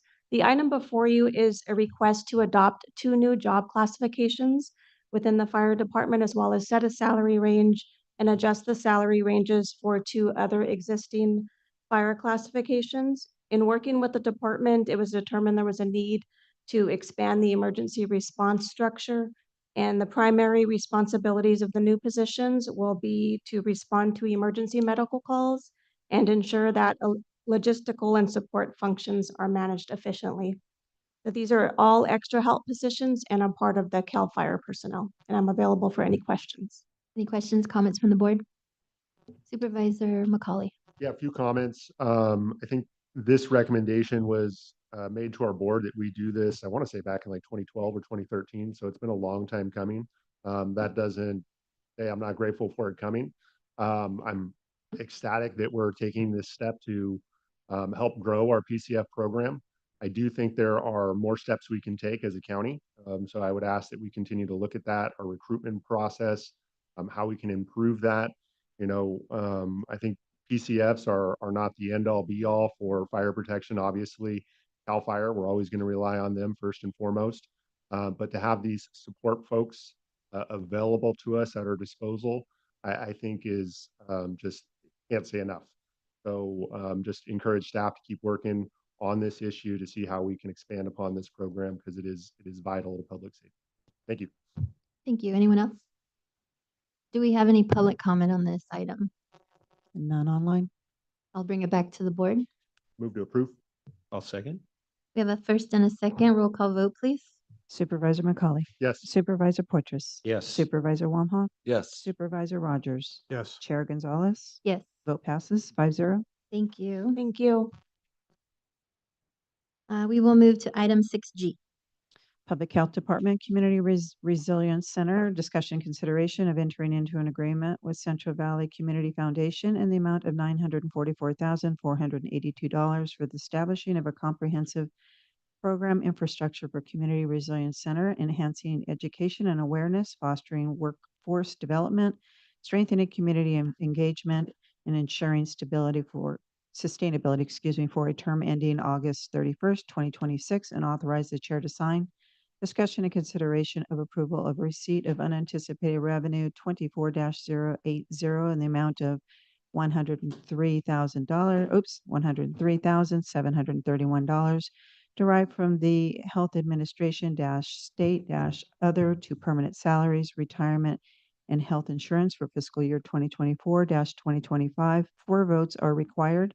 Discussion and consideration of approval for funding 2 existing unfunded allocations of 1 health education specialist and 1 flexibly staffed administrative analysis 1, 2, and senior. Thank you. Sarah. Good morning, Madam Chair, Supervisors, Sarah Boss, your Director of Public Health. I am here to continue to talk about community resilience. I was here a few months ago talking about the Strategic Growth Council grant in which we are awarded to build a community resilience center. This is a complementary grant specifically to fund programming that would happen throughout the county, not just exclusively at the center. And Jay presented about Sierra San Joaquin Jobs Initiative. Just briefly, they have rolled out an initial of what is promised to be several rounds of funding. The first was $14 million, and we were selected for an award of $944,000, specifically in the area of education and skill building, as well as developing more detailed plans for the County of Madera for future investment in community resilience. The program goals include strengthening community engagement and alignment, identifying priorities, together with a community resilience work group that includes a bunch of partners I'll describe in just a little bit, establishing program infrastructure that includes a couple staff that will be dedicated now through the end of the grant, and we are looking for sustainability, enhanced education, awareness, preparedness, specifically in emergency response and recovery, and then fostering workforce development, specifically around healthcare workforce and green jobs.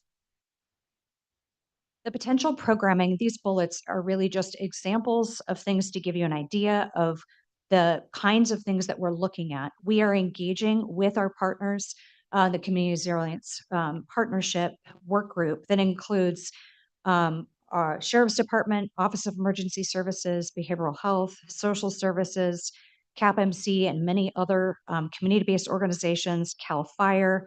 The chiefs of staff have all been invited to attend UC Cooperative Extension and Master Gardeners because of the demonstration garden initiative that's a part of all of this.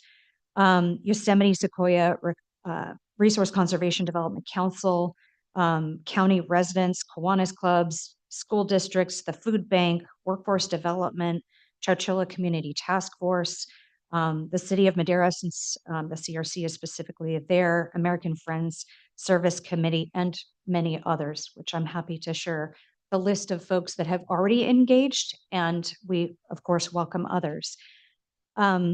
We are looking specifically around resource conservation, how to roll out rebate programs, incentive programs for folks to be able to engage with resource conservation. And that's programming that is existing, as well as programming that we would stand up at the Community Resource Center in the demonstration garden. Skill building and workforce development, of course, working with our Workforce Development Board and others around how we might engage in learning opportunities, career fairs, all kinds of different workforce development opportunities, and specifically focused on emergency preparedness around wildfires, extreme heat, and drought. We have a survey out now to the community to understand in what areas people are experiencing specific needs and how we can be responsive to that as we develop education and programming. So finally, we want to encourage folks to participate in the Resilience Work Group as part of this effort, which has met twice so far and plans to meet quarterly. And I'm available for any questions. Just one additional thing is, public health in this initiative is really about a convener, providing some backbone staff to help lead the community and agencies through a process of identifying what are the real needs of the community and how can we be responsive to that. My real hope is that we, in the process of this partnership, will prepare ourselves to be ready for other rounds of funding through the Jobs First initiative, of which there's upwards of 268 million that might be available, as well as other funding sources that might be available to various agencies as part of the work. Thank you, Sarah. Any questions or comments from the board? Supervisor McCauley. I think my only comment would be is that as we move forward and the group works to identify, future funding opportunities through Catalyst, that you work with this board on the development of those applications. I know there were a lot of competing applications for this. I will say, candidly, that this would not have been my first choice. There's some other programs, particularly around energy, that I think had a lot of merit. Wasn't my decision, but I would like to be more involved as this group moves forward. So that way we have a good understanding of where we're going. Because when I look at your presentation, I have a tough time understanding how we're creating jobs. And a lot of what I see that you're doing here is really already being done by other partner organizations. You talk about resource management.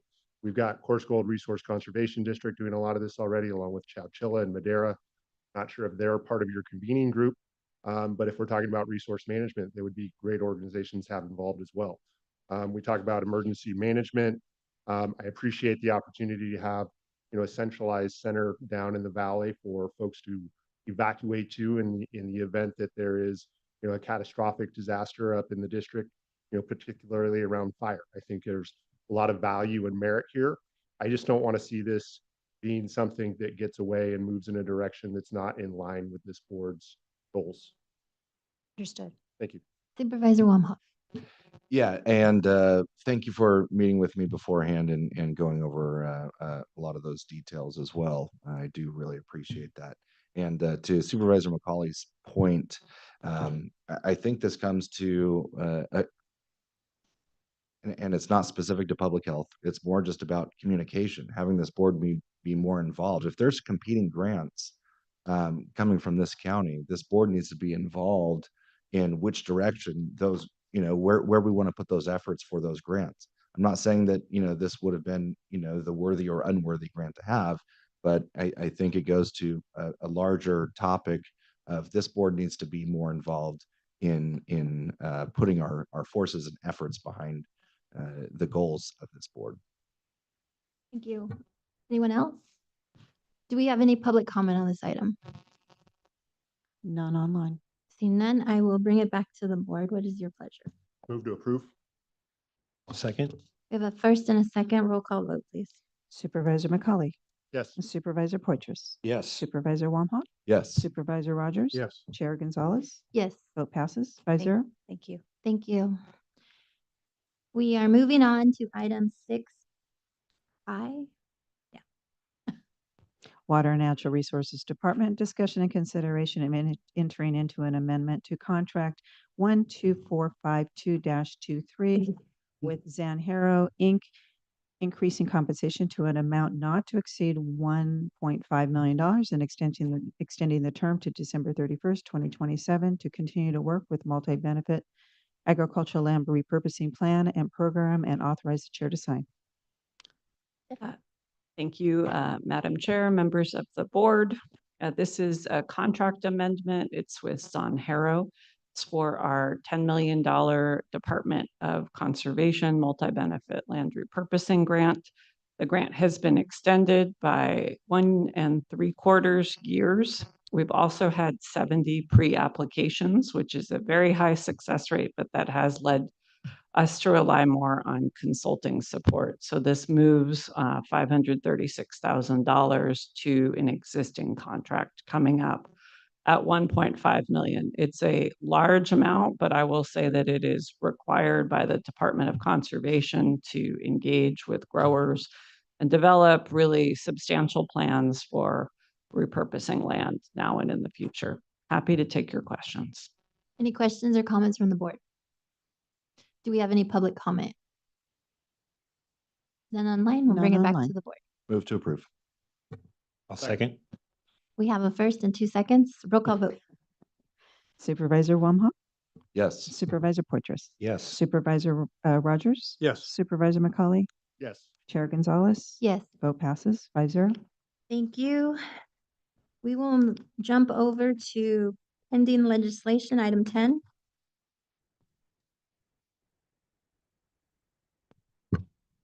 Thank you, Madam Chair.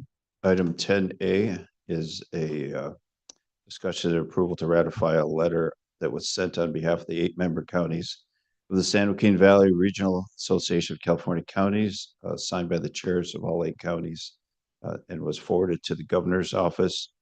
The group met in Merced a few months back and drafted this letter. Supervisor McCauley participated in that one, and the letter is signed on behalf of the county by Chairwoman Gonzalez.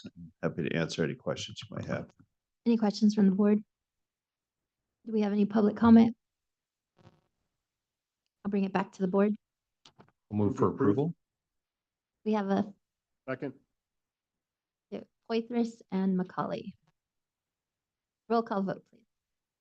Supervisor Poitras. Yes. Supervisor McCauley. Yes. Supervisor Wamhaugh, Yes. Supervisor Rogers. Yes. Chair Gonzalez. Yes. Vote passes 5-0. Thank you. Item 10B. Item 10B is a discussion consideration to authorize a letter of support for Senate Bill 346, which was introduced by Senator Durazo and will strengthen our local ability to ensure compliance with obligatory TOT and other remittances related to short-term rentals. And one of the problems that the treasurer in our county and other counties runs into is many of these are submitted en masse and we don't really know who's paying and on behalf of which property. We just get a check with a stub with no documentation. So beyond that, if there's any questions I can answer from the letter, I'm happy to do so. Thank you. Any questions from the board? Do we have any public comment? None online. I'll bring it back to the board. Move to approve. Second. Roll call vote, please. Supervisor McCauley. Yes. Supervisor Wamhaugh. Yes. Supervisor Rogers. Yes. Supervisor Poitras. Yes. Chair Gonzalez. Yes. Vote passes 5-0. Thank you. And Sup- just as a quick update on that, the treasurer tax collector has also submitted her own letter of support for this. Of course. Thank you. We will move on to supervisor and staff report. Supervisor Rogers. Let's see. Boy, I'm blank. Maybe catch somebody else before Okay. I'll get to the end. We'll come back to you, Supervisor McCauley. Thank you, Chair. I was able to attend NACO last week, very educational conference. In addition to that, took the opportunity to network with a number of our neighboring counties, piggyback on some of their lobbyist efforts to secure meetings with our federal legislators. So had a number of good meetings discussing topics from YARTS to water to fire suppression services, rural schools, Medicaid, all of the above, all hot topics, at the federal level right now. So it was very interesting to be there and talking with our legislators. So I just want to make sure the board's aware that I was there and working diligently on your behalf. Thank you very much. Supervisor Wamhaugh. Yeah, I'd like to reiterate Supervisor McCauley's comments. I attended NACO as well and had a really good time interacting with folks and meeting with our local legislators who are at the federal level and advocating on behalf of county needs. Thank you. Supervisor Poitras. Yes, thank you very much. While my colleagues were in DC, I was in Sacramento last Tuesday. MCTC, we had an advocacy day in Sacramento, and we probably the highlight, we met with the Secretary of Transportation and we're able to spend some time with him in regards to some of the issues, not only 99, but VMT and some of the things that there's been a lot of pushback on. So also then later on in the week, CalCog had their annual meeting. I learned it was pounded in my head that it's not about transportation anymore. It's all about housing and putting people in centralized housing. And then tomorrow, actually starting tonight, the Regional Policy Council, we have our annual lobby trip in Sacramento. So I'll be leaving here around 1:30 when the GSA meeting starts to attend that. And also, I just wanted to mention, put everybody on alert that unfortunately, because of the 99-page continuing resolution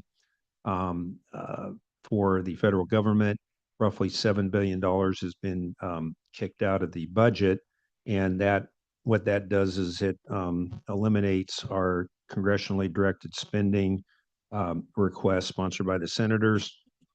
So that would be, I think it's like $3 million on 41 and maybe $2 million on the 233 interchange. So what the recommendation is to move forward quickly for the 26 appropriations with Senator Padilla. So I believe staff probably knows that, but this is new information that we need to start working on. So that's my report.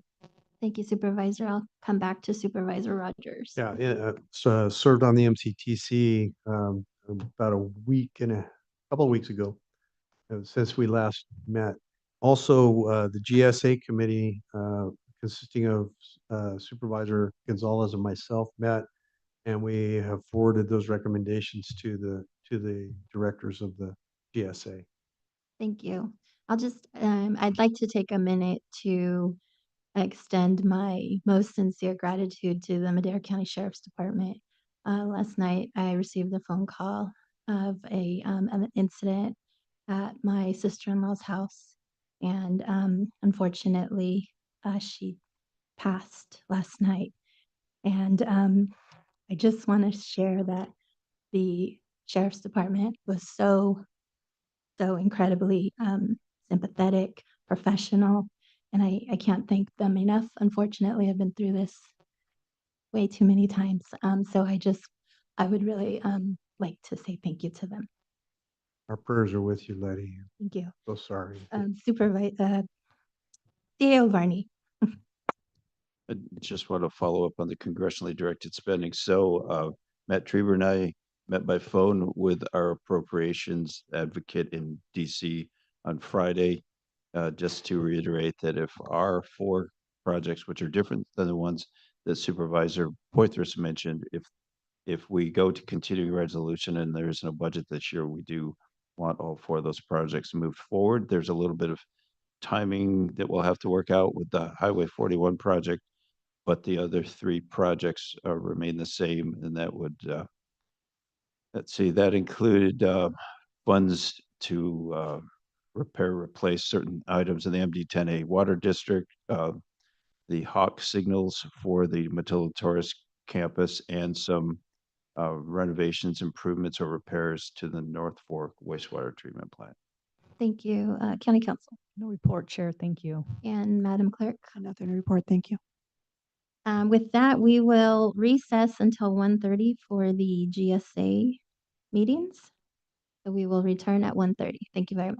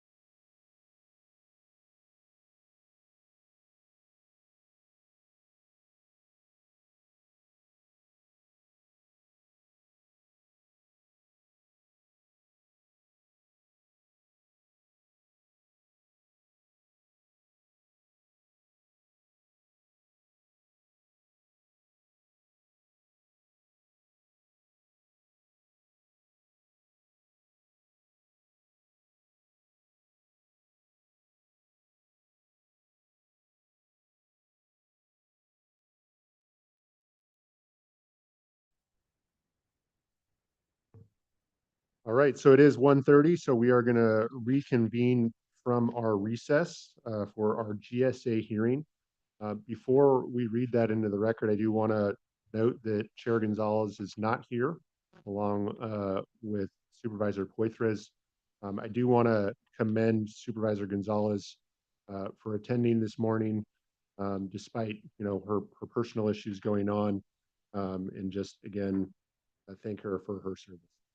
So with that, we're going to move on to item 8A. Board of Directors, Groundwater Sustainability Agency, Water and Natural Resources Department, Chowchilla Subbasin 2025 Revised GSP. Discussion and consideration of entering into a memorandum of understanding between the Groundwater Sustainability Agencies, GSAs of Chowchilla Water District GSA, County of Madera GSA dash Chowchilla, County of Merced GSA dash Chowchilla, Triangle T Water District GSA, and Chowchilla Management Zone, and authorize the chair to sign. Discussion and consideration of entering into a memorandum of understanding between the Groundwater Sustainability Agencies of the Chowchilla Water District GSA, County of Madera GSA dash Chowchilla, County of Merced GSA dash Chowchilla, and Triangle T Water District GSA to establish demand management programs and subsidence mitigation measures for Chowchilla Subbasin and authorize the chair to sign. Discussion and consideration of entering into an amendment to contract number 12262A-23 with the Chowchilla Water District Groundwater Sustainability Agency, Madera County GSA-Chowchilla, Merced County GSA-Chowchilla, and Triangle T Water District GSA related to the related to the domestic well mitigation program, and authorize the chair to sign. Hearing to adopt a resolution approving the Chowchilla Subbasin 2025 revised GSP. Approval of this resolution includes making related findings which are exempt from the California Environmental Act pursuant to Water Code Section 10728-6, period 6, as well as CEQA Guidelines Section 15307, action of a regulatory agency to protect natural resources, 15308, action of a regulatory agency to protect the environment, and 15061B3, the common sense exemption, where a project is exempt if it can be seen with certainty that there is no possibility that this activity in question may have a significant effect on the environment. Thank you, Madam Clerk. That was a lot of items, so we appreciate you reading them all into the record. Good afternoon, Chair Pro Tem and members of the Board of Directors of the County Groundwater Sustainability Agency. We have a short presentation today. This information was shared out with the County Groundwater Sustainability Agency last week as well. I'm ready to share my screen, please.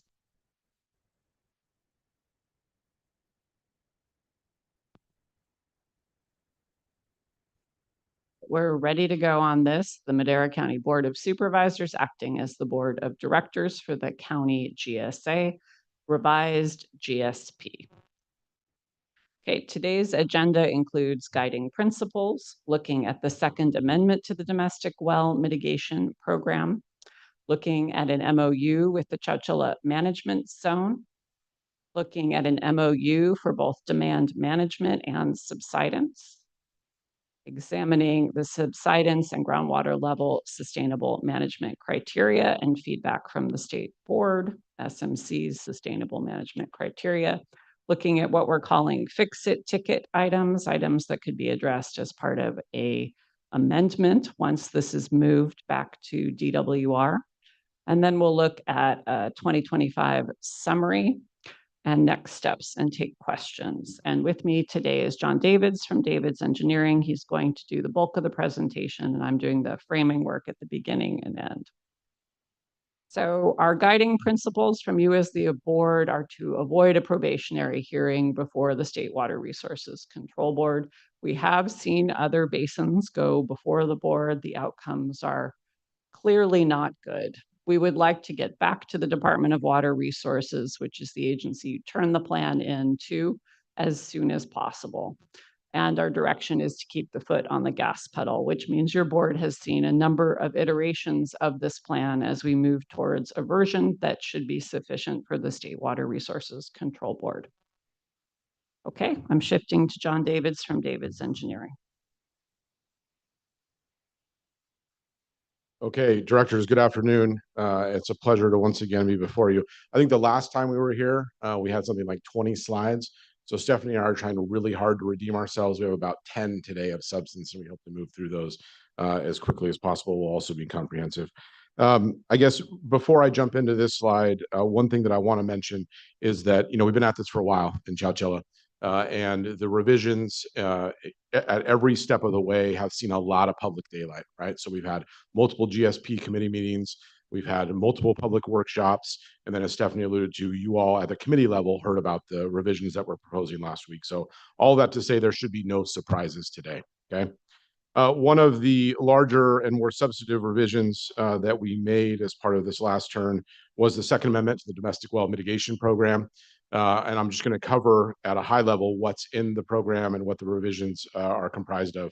So first, we clarified that the Domestic Well Mitigation Program will cover mitigation for domestic wells that are impacted as a function of declining groundwater levels, right? That's something that we already had done. But importantly, we also added degraded water quality, okay? And to be specific on the water quality side of things, that's related to nitrate. We clarified that the domestic well mitigation program will provide temporary mitigation services until permanent mitigation is in place. That's with respect to both quantity in terms of a tank being delivered to the property, and then also on the quality side in terms of bottled water. We clarified that estimated mitigation cost over $30,000 will be reviewed on a case-by-case basis. And we set up a framework where we'll run those estimates that come in above $30,000 through. There may be good reason why the estimate is high, but is it because of the depth of the well? Is it because of system consolidation? Is it because we're tied into a domestic system? Anyway, we're going to review those on a case-by-case basis. And then lastly, we clarified that state or federal funding shall not be used for implementation. Okay, the State Water Board was very clear with us that the GSAs are responsible for implementation of the GSP, and any impacts resulting therefrom should also be the GSA's responsibility. Okay, we also developed a Chowchilla Management Zone Memorandum of Understanding. The intent here from my perspective is very simple. It's just to coordinate our activities and avoid duplication. In my mind and experience on the grower side as well, it's my hope that that leads to, from a cost perspective, costs that aren't also duplicative for the ratepayers that you all serve and the constituents within the subbasin. I want to give credit where credit is due with respect to the Chowchilla Management Zone MOU. This was the brainchild of Sarah Wolf. I think it's a fantastic idea. Not only do I think it's a fantastic idea, which probably doesn't mean much, but the State Water Board also thinks it's a fantastic idea, and is something that they are recommending other GSAs and GSPs that are similarly situated do the same. So what's in the Chowchilla Management Zone MOU and what do we plan to coordinate on? First, the compilation and assessment of groundwater data, groundwater monitoring, the testing of domestic wells for water quality, development of a review process for siting the new wells to avoid water quality issues, right? We don't want to put a new well in a situation that is just going to further exacerbate water quality concerns. And then lastly, to the extent possible, mitigation of dry wells as they come up. Bless you. Okay, moving to the demand management and subsidence mitigation MOU. Look, I think this is the biggest addition, both for the GSAs and the underlying landowners from a commitment perspective. The State Water Board, broadly speaking, right, you all know this, but we have a host of projects and management actions within our groundwater sustainability plan. And if we do all of those things, we think we can reach sustainability, right? But those projects involve water rights, they involve funding, they involve a host of different things that sometimes are outside of our control. State Water Board says, great, go ahead and implement your project and management actions. But for if any reason those don't materialize, we want a backstop. This is that backstop, okay? So we developed a demand management and subsidence mitigation MOU. We, at least at the time, allowed the space for us to think about development of that program in an organized fashion. And the date that we said committed to having that program implementable was by January 1st of 2026. A year ago, that seemed like it was forever, right? Sitting here today, that's going to be right around the corner. That MOU includes, and the ultimate agreement will also include a host of voluntary and mandatory measures. On the voluntary side of things are things like land repurposing, fallowing, the use of surface water in lieu of groundwater. All of the things that folks are doing now are included as voluntary actions. On the mandatory side of things, there's really just one, and it's an allocation, okay? So for you all in your capacity on behalf of the county, you already have that for your GSAs. What we create in the demand management program is not intended to supersede or otherwise replace that. It's for the other GSAs in the subbasin to do the same, okay? There will likely be or will be triggers for action, right? So I think of this like a yellow light, red light situation. And as an example, we use our minimum thresholds as we begin to approach our minimum thresholds. Maybe that triggers a yellow light. We do a host of voluntary measures. We reach a red light situation, and the allocations spring to life. Importantly, this is only to be implemented if necessary, right? It's a backstop. If all of the projects and management actions come to fruition as we would like to believe, it's my hope that we never have to touch this. This is a safety net. It's a backstop, okay? On the subsidence side of things, and specific to the sustainable management criteria, we committed to revise the representative monitoring sites as part of our first periodic evaluation or plan amendment. We have, over the years, had a hard time accessing the sites where the representative monitoring wells are. We've also installed a series of new nested monitoring wells within the subbasin. We're collecting baseline data on that now. All of that will lead to an informed revision of the representative monitoring sites into the future. We have committed to form a critical infrastructure operator group. Okay, so this is a group of critical infrastructure owners and operators, along with GSA representation, that would get together on a semi-regular basis to talk about a host of things, right? We can review projects and management actions. We can review where those projects and management actions will be located, discussing the ongoing infrastructure or subsidence impacts. And frankly, I think, this level of coordination is precisely what Sigma is looking for us to do. As part of the revision process, we also performed detailed critical infrastructure interviews. I think this was something that we scratched the surface of in earlier revisions, but we took a deep dive, talked to the actual owners and operators and said, okay, what is it that you're planning for in the future by way of subsidence? Interestingly enough, one of the interviews we completed was with the San Joaquin River Restoration Program. And they said, look, in our ongoing designs and in our planning, we're forecasting and planning for about 2.5 to 5 feet of additional subsidence. That's good. Okay, let's not exasperate that, but to bring subsidence to zero, as you all well know, is impossible. At best, we can slow it. Okay. We revised the undesirable results and interim milestones, again, based off of the interviews that were completed. And then we set annual and cumulative subsidence limits within that framework of 2.5 to 5 feet in 5-year increments. Lastly, and importantly, we updated the mixed sim model to include the subsidence mitigation package, or I should say the subsidence package. Previously, we had modeled groundwater levels, but we did our subsidence analysis in sort of a separate step. Now those are all integrated into the model. The groundwater levels feed directly into subsidence, and it's a very linked and complementary package. On the groundwater level SMC side of things, we revised the undesirable result for groundwater levels to address the State Water Board concerns. Look, you have to pay attention to this. It's just really simple. We made one slight modification, and that was that we added what's in parentheses and underlined there before you. So greater than 25% of the RMS, 10 or more of 36, right? So the State Water Board didn't want to do the math. I don't blame them. Not everybody likes math. They wanted numbers in the undesirable result. We simply gave them that. The second bullet is we deleted same. So the undesirable result used to read greater than 25% of the same RMS. You can imagine that's fairly restrictive, right? State Water Board says take same out, and we agreed to do that. Lastly, on this slide, we added language to the revised GSP related to additional protections for domestic wells. And that is to say that if the interim milestones are revised in a downward direction, question you might have is, are you going to do that? Do you plan to do that? The answer is no. We do plan to revise the interim milestones, but for the most part, those interim milestones we anticipate are going to be moved in an upward direction.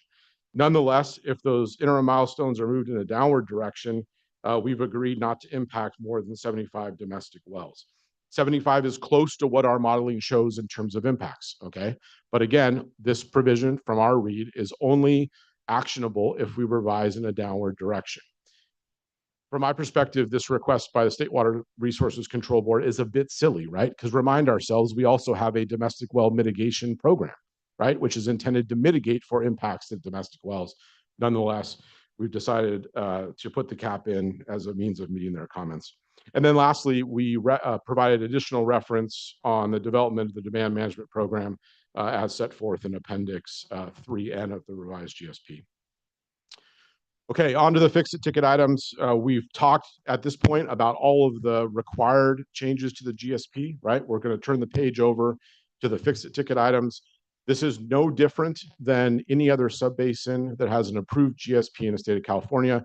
DWR has always issued recommended corrective actions. When I was before you back in January, we talked about 6 of those recommended corrective actions in Madera and our approach to addressing each of those. So with respect to domestic well mitigation program, we currently have in the domestic well mitigation program a response for temporary mitigation within 1 business day. The State Water Resources Control Board wants that to be within 24 hours. Again, something for us to consider moving forward. On the interconnected surface water side of things, look, all subbasins statewide got a pass. The guidance from the Department of Water Resources isn't even out yet. How could they require us to do something that they themselves haven't fully thought through? So we'll be looking to make changes once that guidance is in place and likely as part of a future plan amendment and periodic evaluation. On the water quality side of things, we include a 20% buffer within our water quality sampling. So we say it's the MCL plus 20%. And the reason we do that is very, very clear and appropriate from our perspective. It is because you have inherent error at the laboratory when they take the tests and they interpret those. So we did a lot of work on this to substantiate our position when we did the Madera plan amendment and periodic evaluation. It's my intent and my belief that we're simply pull that information into Chowchilla when the time is right. On the sampling side of things, the State Water Resources Control Board wants biannual sampling to catch the seasonal trends in water quality. We currently monitor TDS, nitrate, and arsenic on an annual basis, and then we monitor every 5 years for a host of other constituents. So again, something for us to consider moving forward.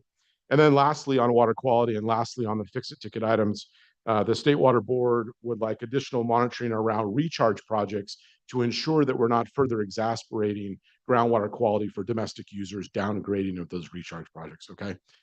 Frankly, that's a pretty good idea. For the projects that you all are involved in that are being funded by the Department of Water Resources, we are already doing this, right? That's a requirement, excuse me, that we install monitoring wells downgraded for this exact reason, okay? So you guys are already doing this.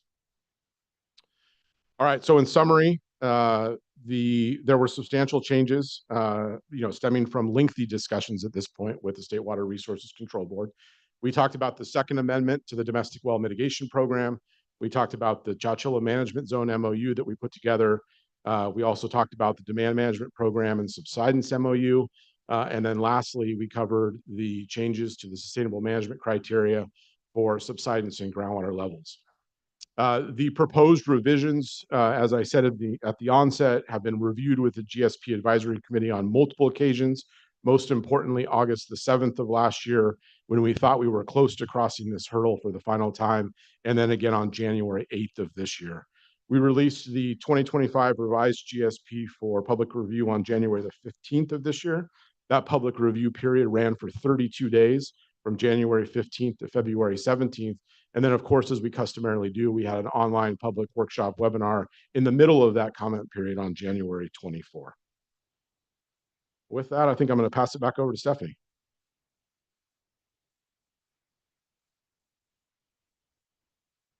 Thank you, John. So the next steps, this is a public hearing. It's in front of you today, as well as the Merced County GSA. Chowchilla Water District will consider the matter tomorrow and Triangle T the day after. The goal is to deliver it to DWR next week. So we will need the signed resolution back really quickly. And then hopefully the State Water Resources Control Board staff will release their assessment mid-April. So they did direct us to bring this item this week in order for them to have feedback in mid-April. So we are trying to follow that. So you should see State Water Resources Control Board action then after the staff report in mid-April. That will be in June. John and I are available to get any feedback from the board or answer your questions. All right, thank you for the presentation. As you indicated, this is a public hearing, so we're going to open the public hearing. I'm going to look to my colleagues for any questions they may have. Hearing none, we're going to look for public comment. Of course, yes.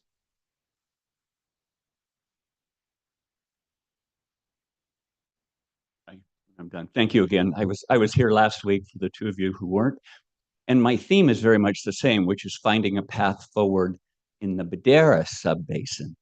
But I think you'll find it appropriate because it dovetails so well into what you're going to vote on in Chowchilla. And there, again, did it last week too. Everybody knows what happened in Madera 2.5 years ago. Fees were passed. There's a whole lot of legal stuff that went on. And the week before last, the judge ruled that, number one, the trial should go forward and the demurrer was stopped. And number two, you have the right to impose fees on Madera.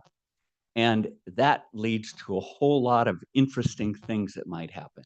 But now I want to read something from Stephanie, which is very important to this, and then I want to propose a path forward in Madera. So going back to what Stephanie wrote in May of last year and then in a press release in June, if the motion is successful,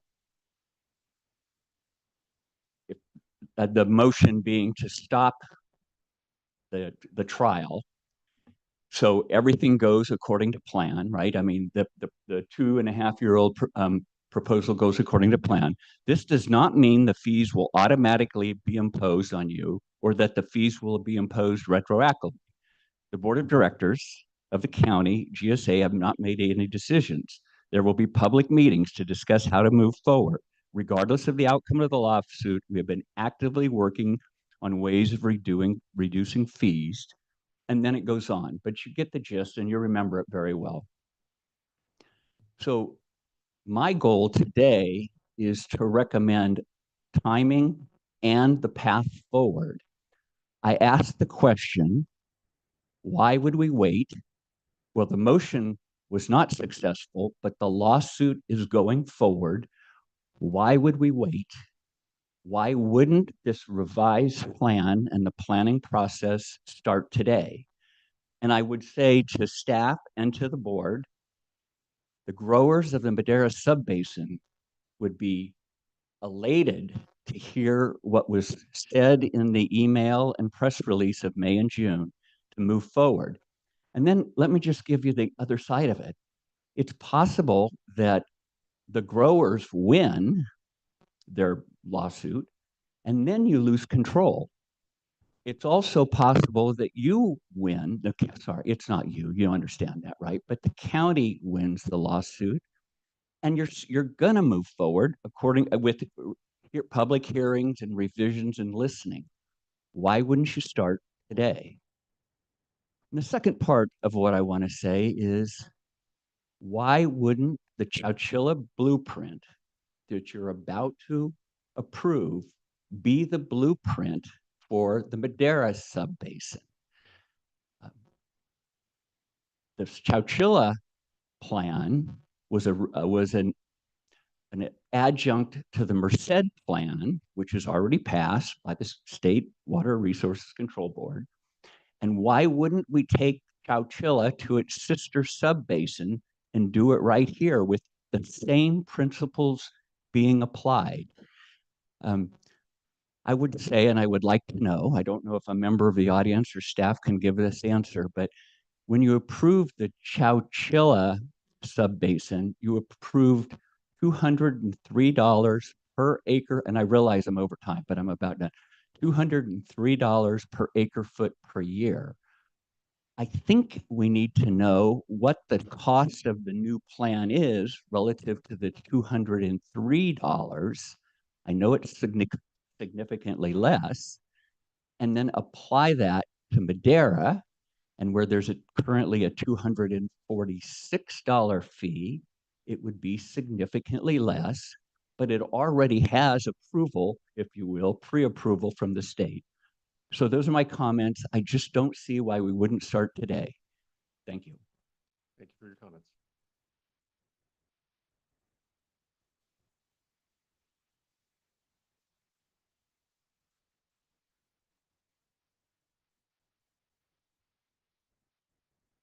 Well, Mr. Essie, as fate would have it, I didn't know about this, man. I came for something else and I saw you guys on the screen. I said, I better stop in and see. I didn't get the full report what this gentleman talked about. And I'm a little bit knowledgeable on some of this stuff. Chowchilla, I understand, on their well mitigation, does not have the number of well mitigation problems that Madera County subbasin has, because they don't have the number of housing units that Madera has.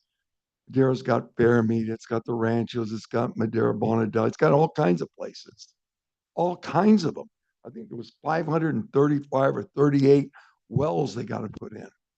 All right. Now, I don't know if you guys realize this, but these wells are expensive to put in. They got to cost between $30,000 and $50,000. Where are we going to get all this money when our farmers are trying to fix their own wells? You see what I mean? And where does it end? Because now we're talking about water quality.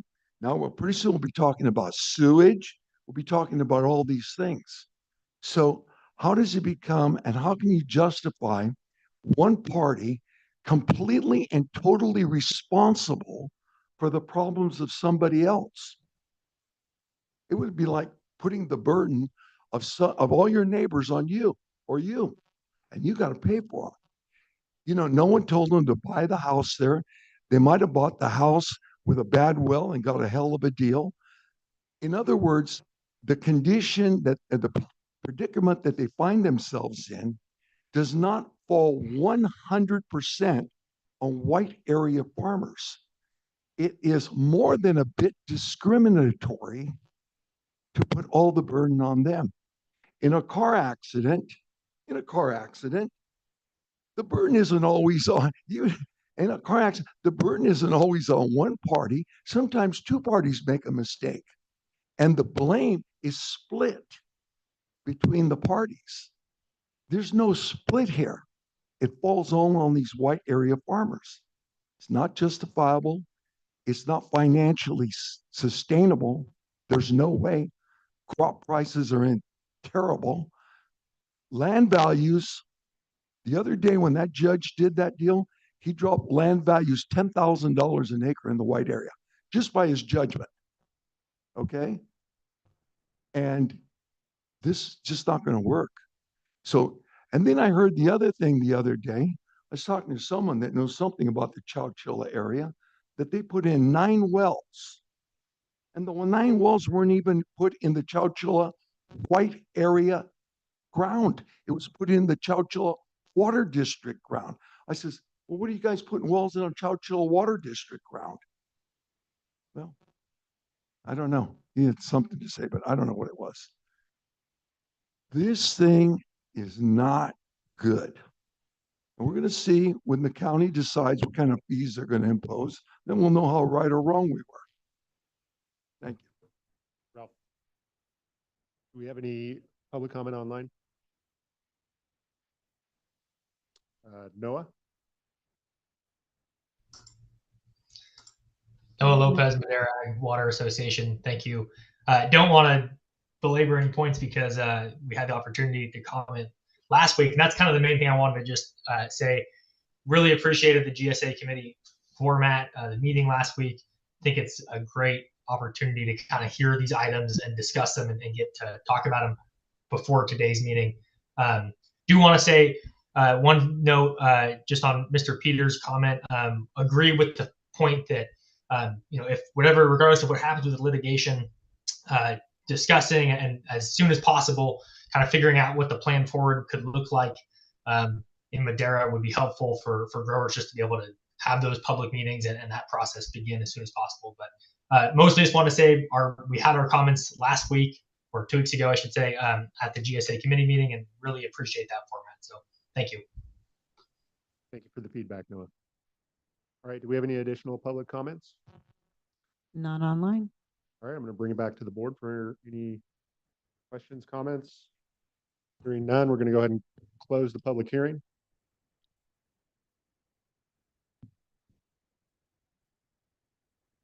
Move to approve items 1, 2, 3, and 4. I would like to see if Stephanie can, some of the comments that were made. So by Mr. Peters. Sure. I just want to make a really clear distinction. The board action today is to adopt a GSP in Chowchilla. That's a subbasin that's been declared inadequate by the state board. This does not relate to fees. And we all like having our emails quoted back to us and feeling good about what we wrote. So our board, your board, will have a public discussion about fees at a time in the future. This item was calendared about 6 weeks ago, and so it needs to move ahead.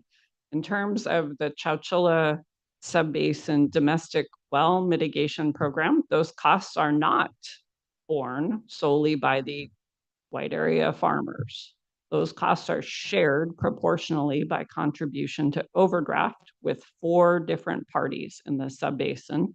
Because there was a protest against the fee in the Chowchilla subbasin, the Chowchilla Subbasin Grower Group is making part of the county GSA's contribution. So costs are shared among parties in the subbasin. And that's through an MOU. That's right. That's right. I would add that penalties in the Chowchilla subbasin are also added to the contribution. So there is funding in place, costs are shared, but the item in front of you today is the Chowchilla subbasin GSP and associated documents so we can get that subbasin back to DWR. I'll second the motion. Supervisor Rogers? Yes. Supervisor Wamhaugh? Yes. Chair McCauley? Yes. Vote passes 3-0. Right, thank you. Stephanie? If you could indulge me for a second on just, I made this comment at the GSA committee meeting the other day, and I want to make it again just so that everybody understands. I had great opportunity to talk with a number of the farmers that we don't have the desire to control you. We want you to be able to control your own destiny, your own business, all of that. We don't have that desire. We're in a circumstance beyond our own making with the GSA Sustainability, Groundwater Sustainability Act 2014, put us in a position where we have to work with the state to come up with what appeases their rationale and their thoughts on this well mitigation thing. And I agree with you. There's a lot of it that just doesn't make sense. I mean, common sense is not common anymore in many things that we do. But just to say that I would like to continue your engagement with us in this process heavily to come up with solutions, common sense solutions that you feel apply to what we're discussing. When it comes to the fees, work on a solution, present projects that have already been developed, bring those before us that we can know maybe and incorporate those into the plan, because there have been a number of them that have been done that are not incorporated into the plan. There's a number of groundwater sustainability recharge projects that have been done that are not part of the plan, and they're contributing to the success of the basin, but not to the accountability of the plan. And so that would be a great help to this board and to you as we present those ideas going forward. I always appreciate the comments because it gets the wheels turning. Thank you for those of you that do comment. All right, thank you, Supervisor. With that, we're going to go ahead and move on to item 9, or GSA items, and we'll start with item 9A. Board of Directors, Groundwater Sustainability Agency, Water and Natural Resources Department, consideration to accept informational report regarding the 2024 accomplishments and 2025 goals for the Madera County Groundwater Sustainability Agencies. Thank you. This is an item we reviewed in detail at the committee meeting, but I'll give you a brief update here. This captures some of what we did in 2024 and then looks ahead to 2025. So in 2024, we issued a rules booklet, mailed that to everyone. We've received pretty positive feedback about the ease of use of the rules booklet. We also hosted a resource fair and had over 75 growers here to talk about questions with recharge and multi-benefit land repurposing. We currently have 90 growers assigned to each water resource specialist so they can build a relationship with the growers and make sure that they understand what rules there are, as well as get feedback on what's working and what's not. We brought a recharge policy that was adopted by your board, and we have allocated recharge credits based on it. We continue to work on a lot of GSP work. The previous item was one of them, but also the Madera Joint GSP, which you saw a month and a half earlier. So that's highlights of what we did last year. Looking ahead for this year, we do intend to have a full discussion on meters as well as measurement types and what's working and what's not. I've highlighted that there are costs for measurement methods with 3 methods as primary options are high. We should look for ways of cutting if that is the desire of your board and the growers. We also, let me leave this possibility open, might be in a sweet spot. We've heard a lot less complaints about measurement than we have in previous years. So it may be that although it is a more expensive option, it's what we need for who we are at this point in our journey. So we will have both a meter rules discussion and a measurement rules discussion. When we daylighted this item with the committee, we also heard some feedback on getting a groundwater accounting platform. That would be sort of the third step. This is an online place where you could go up and look up your water use, essentially like you would log on to a checking account. We also will have construction projects for our 3 Prop 68 starting this year. And we hope to also start the verification project where we check meters against Land IQ and EraWatch and then share out all the results. So that's my highlights for this year. Happy to take your questions. Thank you, Stephanie. Any questions from my colleagues? All right, hearing none. Are we looking for formal action here? Or do you need a motion? Nope, this is informational only. Perfect. All right, with that, we're going to go ahead and move on. You need public comment. Public comment. None online. Perfect. We're going to go ahead and move on to item 9B then. Board of Directors, Groundwater Sustainability Agency, Water and Natural Resources Department, consideration of entering into an agreement with David's Engineering, Inc. in the amount of $551,409.88 to provide 2025 allocations, support services to be completed by February 28, 2026, and authorize the chairman to sign. Thank you. This item was reviewed by the GSA committee about a week ago. Basically, we have some hard costs associated with things like Land IQ, and then we have softer costs associated with taking the data and turning it into something that's digestible. This particular contract includes support for flow meters as a primary measurement, Hydrosat/EraWatch, as well as Land IQ. It also does include the charge for Hydrosat. David's Engineering was the original proposal 3 or 4 years ago when we looked at measurement methods. So it's coupling these services, both consulting support and the Hydrosat method. The total is $551,000.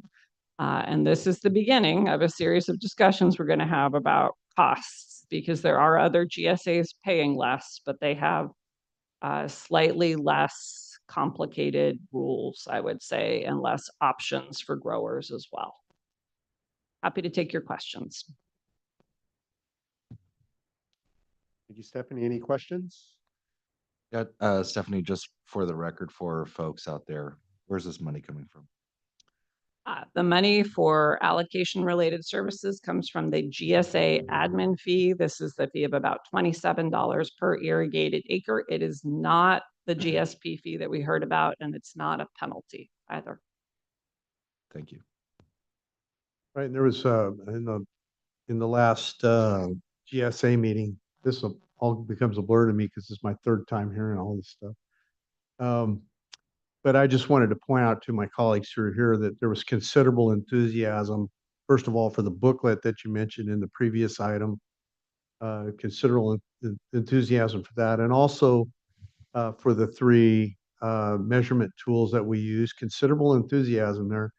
And there was some request and thought about how to merge the data and make it cooperate with each other, because they're different forms of measurement, and they tell you different things as a result of that. So how can you make that A and B equal C, which is the information you're looking for?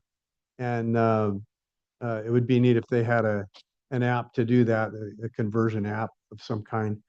I could see that probably coming in the future somewhere. There, But, there are 4 different products that offer a groundwater accounting platform currently. The cost of that product depends on how many measurement methods you have. And Right. because we have 3, the costs of those products are not cheap. So right. we can have the discussion about measurement methods, then we can move towards the groundwater accounting platform, which could potentially merge or at least show you various methods in one place. Right. And the other thing that was mentioned was real-time data, as close as possible to real-time data, because the data comes out and then there's weeks and months that pass by, and if you're overwatering, you need to know it now, and that was one of the thoughts that heard. So I only mention these things because I think they're pertinent to what we're dealing with, and it helps us understand where they're coming from. I think it's easy to understand that they need the information as soon as possible. Okay. Any other questions, comments? None online. Like we have anybody in the house either. So with that, bring it back to the board. Move to approve. Second.